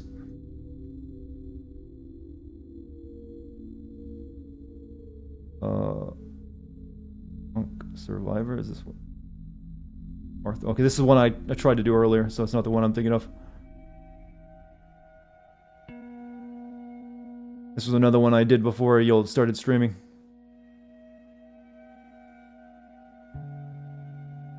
Some of these went pretty well, though. Oh, shit. Whoa, whoa, whoa, whoa. Not that far back. Click into the story top right, second item. Where at now?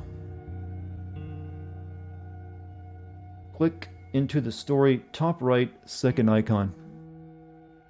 Okay, okay, there's the goat. It just took a while to, pop up.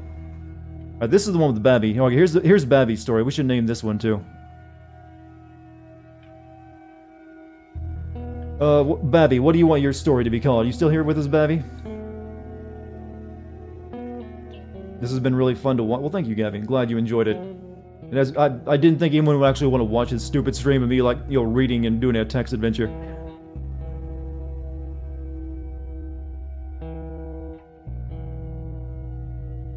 Resident Babby.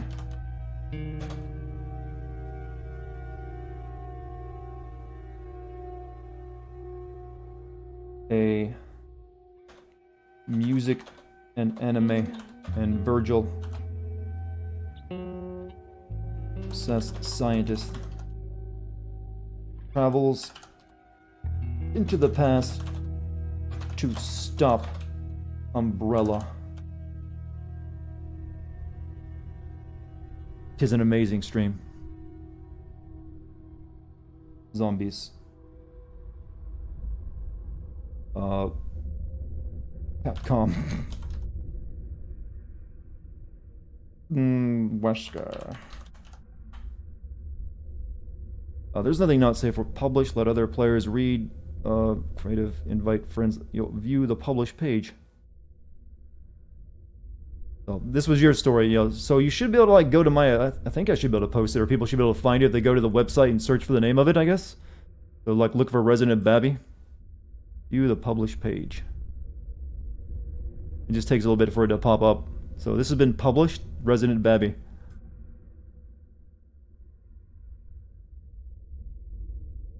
Okay, now where's the...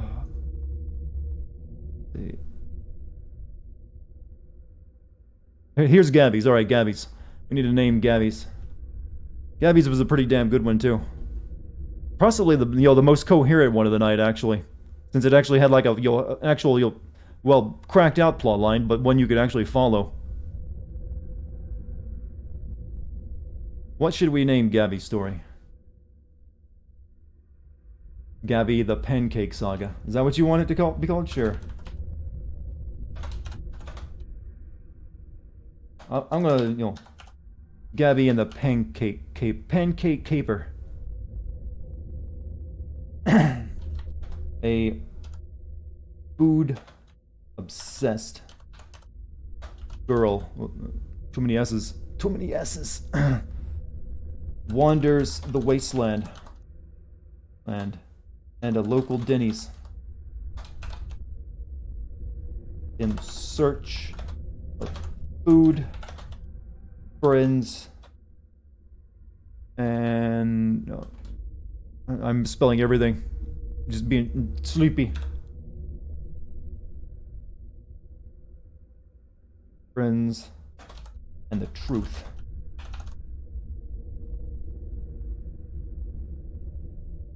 Food. Denny's. Yeah, I think that'll work. There's nothing not safe for work in that one. We'll publish it. Creative, I guess. And then we'll publish the page. Gabby and the Pancake Caper. There you go. So, I think that's all. We only did 3 stories. Was it? 3 stories. So I think we're good. So, go back. Go Resident Gabby and the Pancake Caper.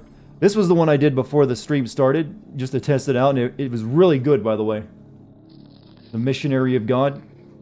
We can take a quick look at that if you want. We don't have to actually type anything in since it's already written. Right. I tried to get it to go with Arthur Morgan, but it didn't really take. But you are Arthur Morgan, a survivor, trying to survive in a post-apocalyptic world by scavenging among the ruins of what is left. You have a backpack and a canteen. You haven't eaten in 2 days and you are desperately searching for food. You enter a rundown building and you can see something in the corner of your eye. Yeah, I have to do Mike's... You're right, I need to do Mike's story. But this was where the religious idea came from first. I basically had this character go around converting people to Jesus. And, where was it at? First, there was the first convert was like a guy, as we were being attacked by zombies. I finally got him to convert, and then I baptized him in a pool of zombie blood. And then, baptized John in a pool of zombie blood. What? You need to be baptized in zombie blood. It's the only way, you say. And that happened. Then we met a guy called Jake, who was a devil worshipper, but we converted him anyways. And he, you see a topless woman painted on the wall and point at it. You say, lust is a sin, Jake. If you wish to follow the righteous path, you must control your urges. I know I'm a sinner. That's why I live here. I atone for my sins, Jake says. Then tell us of your sins. I killed a lot of people, Jake says. Oh dear Lord, you say. I've done a lot of drugs, Jake says. That's not even a sin. That's just stupid, John says. Then you say, no, John. God loves all his children, even the sinners. He is no worse than you. Keep going, Jake. Let it all out. I've had lots of gay sex, Jake said. I busted my fucking gut when I read that. Just the way it wrote it, it's like lots of gay sex. Oh, it was the deepest belly laugh I've had all year. And then we went to a gay bar and converted a bunch of people there, except for a gambler who had a pornographic magazine in his back pocket. And then I was shot by police and resurrected by God, and the police became my bodyguards, and then I became a prophet, and we were told to crusade against the devil, and I asked him to bring me the Doomslayer, and then we killed all the sinners and demons, and then, what was the ending? You say, smite them all in the name of the Lord. You nod, and God's angels unleash a flurry of light beams upon the sinners. The sinners are incinerated where they stand, leaving no body and no evidence of wrongdoing. Sky clears up, and a massive beam of light strikes the earth. You say, my Lord, have we finished your task? Yes, my son, God says, stroking your face. You have done well. You smile as God lifts you up and takes you to heaven. There you will live forever, feasting with the Lord. The end. You reach the paradise ending.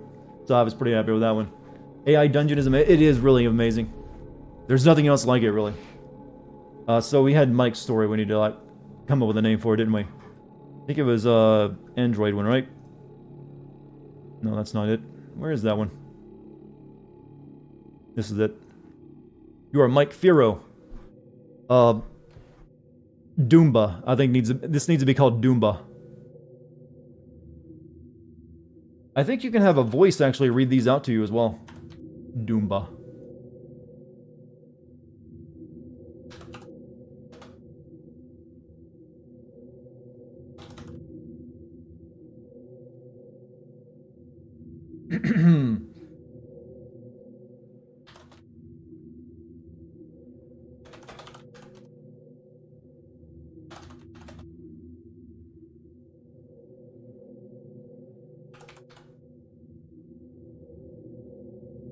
Cyberpunk.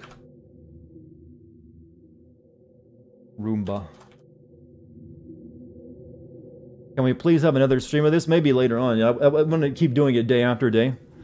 But maybe we can do more in the future. But you can always do them yourself too. Right, we'll create that and then view the published page. Alright, there's all the stories we did tonight. We can actually just keep this as our chat fiction chat.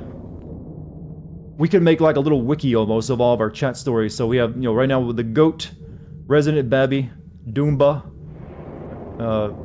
Gabby and the Pancake Caper, and then mine, the Missionary of God. And these are like some, you know, test stories I did earlier. You stream this as soon. It's fun as a group. Yeah. Like I said, it's not something that, you know, I would want to do all the time. So it might be something we just come back to periodically when we don't have anything else to work on. Time to start a Dartigan fandom wiki, huh? Well, chat, I think we're gonna end it there. Only a little bit shorter than normal. Only like 30 minutes or so. Hope you guys enjoyed your story time. I had a lot of fun. And hope you did too. And hope you enjoyed the video of Advanced Warfare I put up earlier today. So hopefully, you liked at least some of the content I created tonight. What an adventure, chat. What a story. But I'm tired, and I'm gonna start playing a big game tomorrow. Oh, the music drop. Yeah, tomorrow we start playing Ghosts of Tsushima. So I'm gonna need all my social energy for that. So I'm gonna call it there. I want to thank you all for being here tonight. You've all been amazing. Thank you for all being good sports, and for being so damn chill and amazing. Also, thank you to my mods. Thank you for any bits or subs tonight. Yeah, I guess we're done here. And you get a channel in the Discord for all our stories. If you start writing them and posting them somewhere in the Discord, then we'll have to eventually make one. I wouldn't want to make a section that doesn't really have any demand, or it might just dry up afterwards. But if it's something that has legs, maybe. Alright, chat, you enjoy the rest of your time to yourself, and I'll see you tomorrow. Good night, everyone.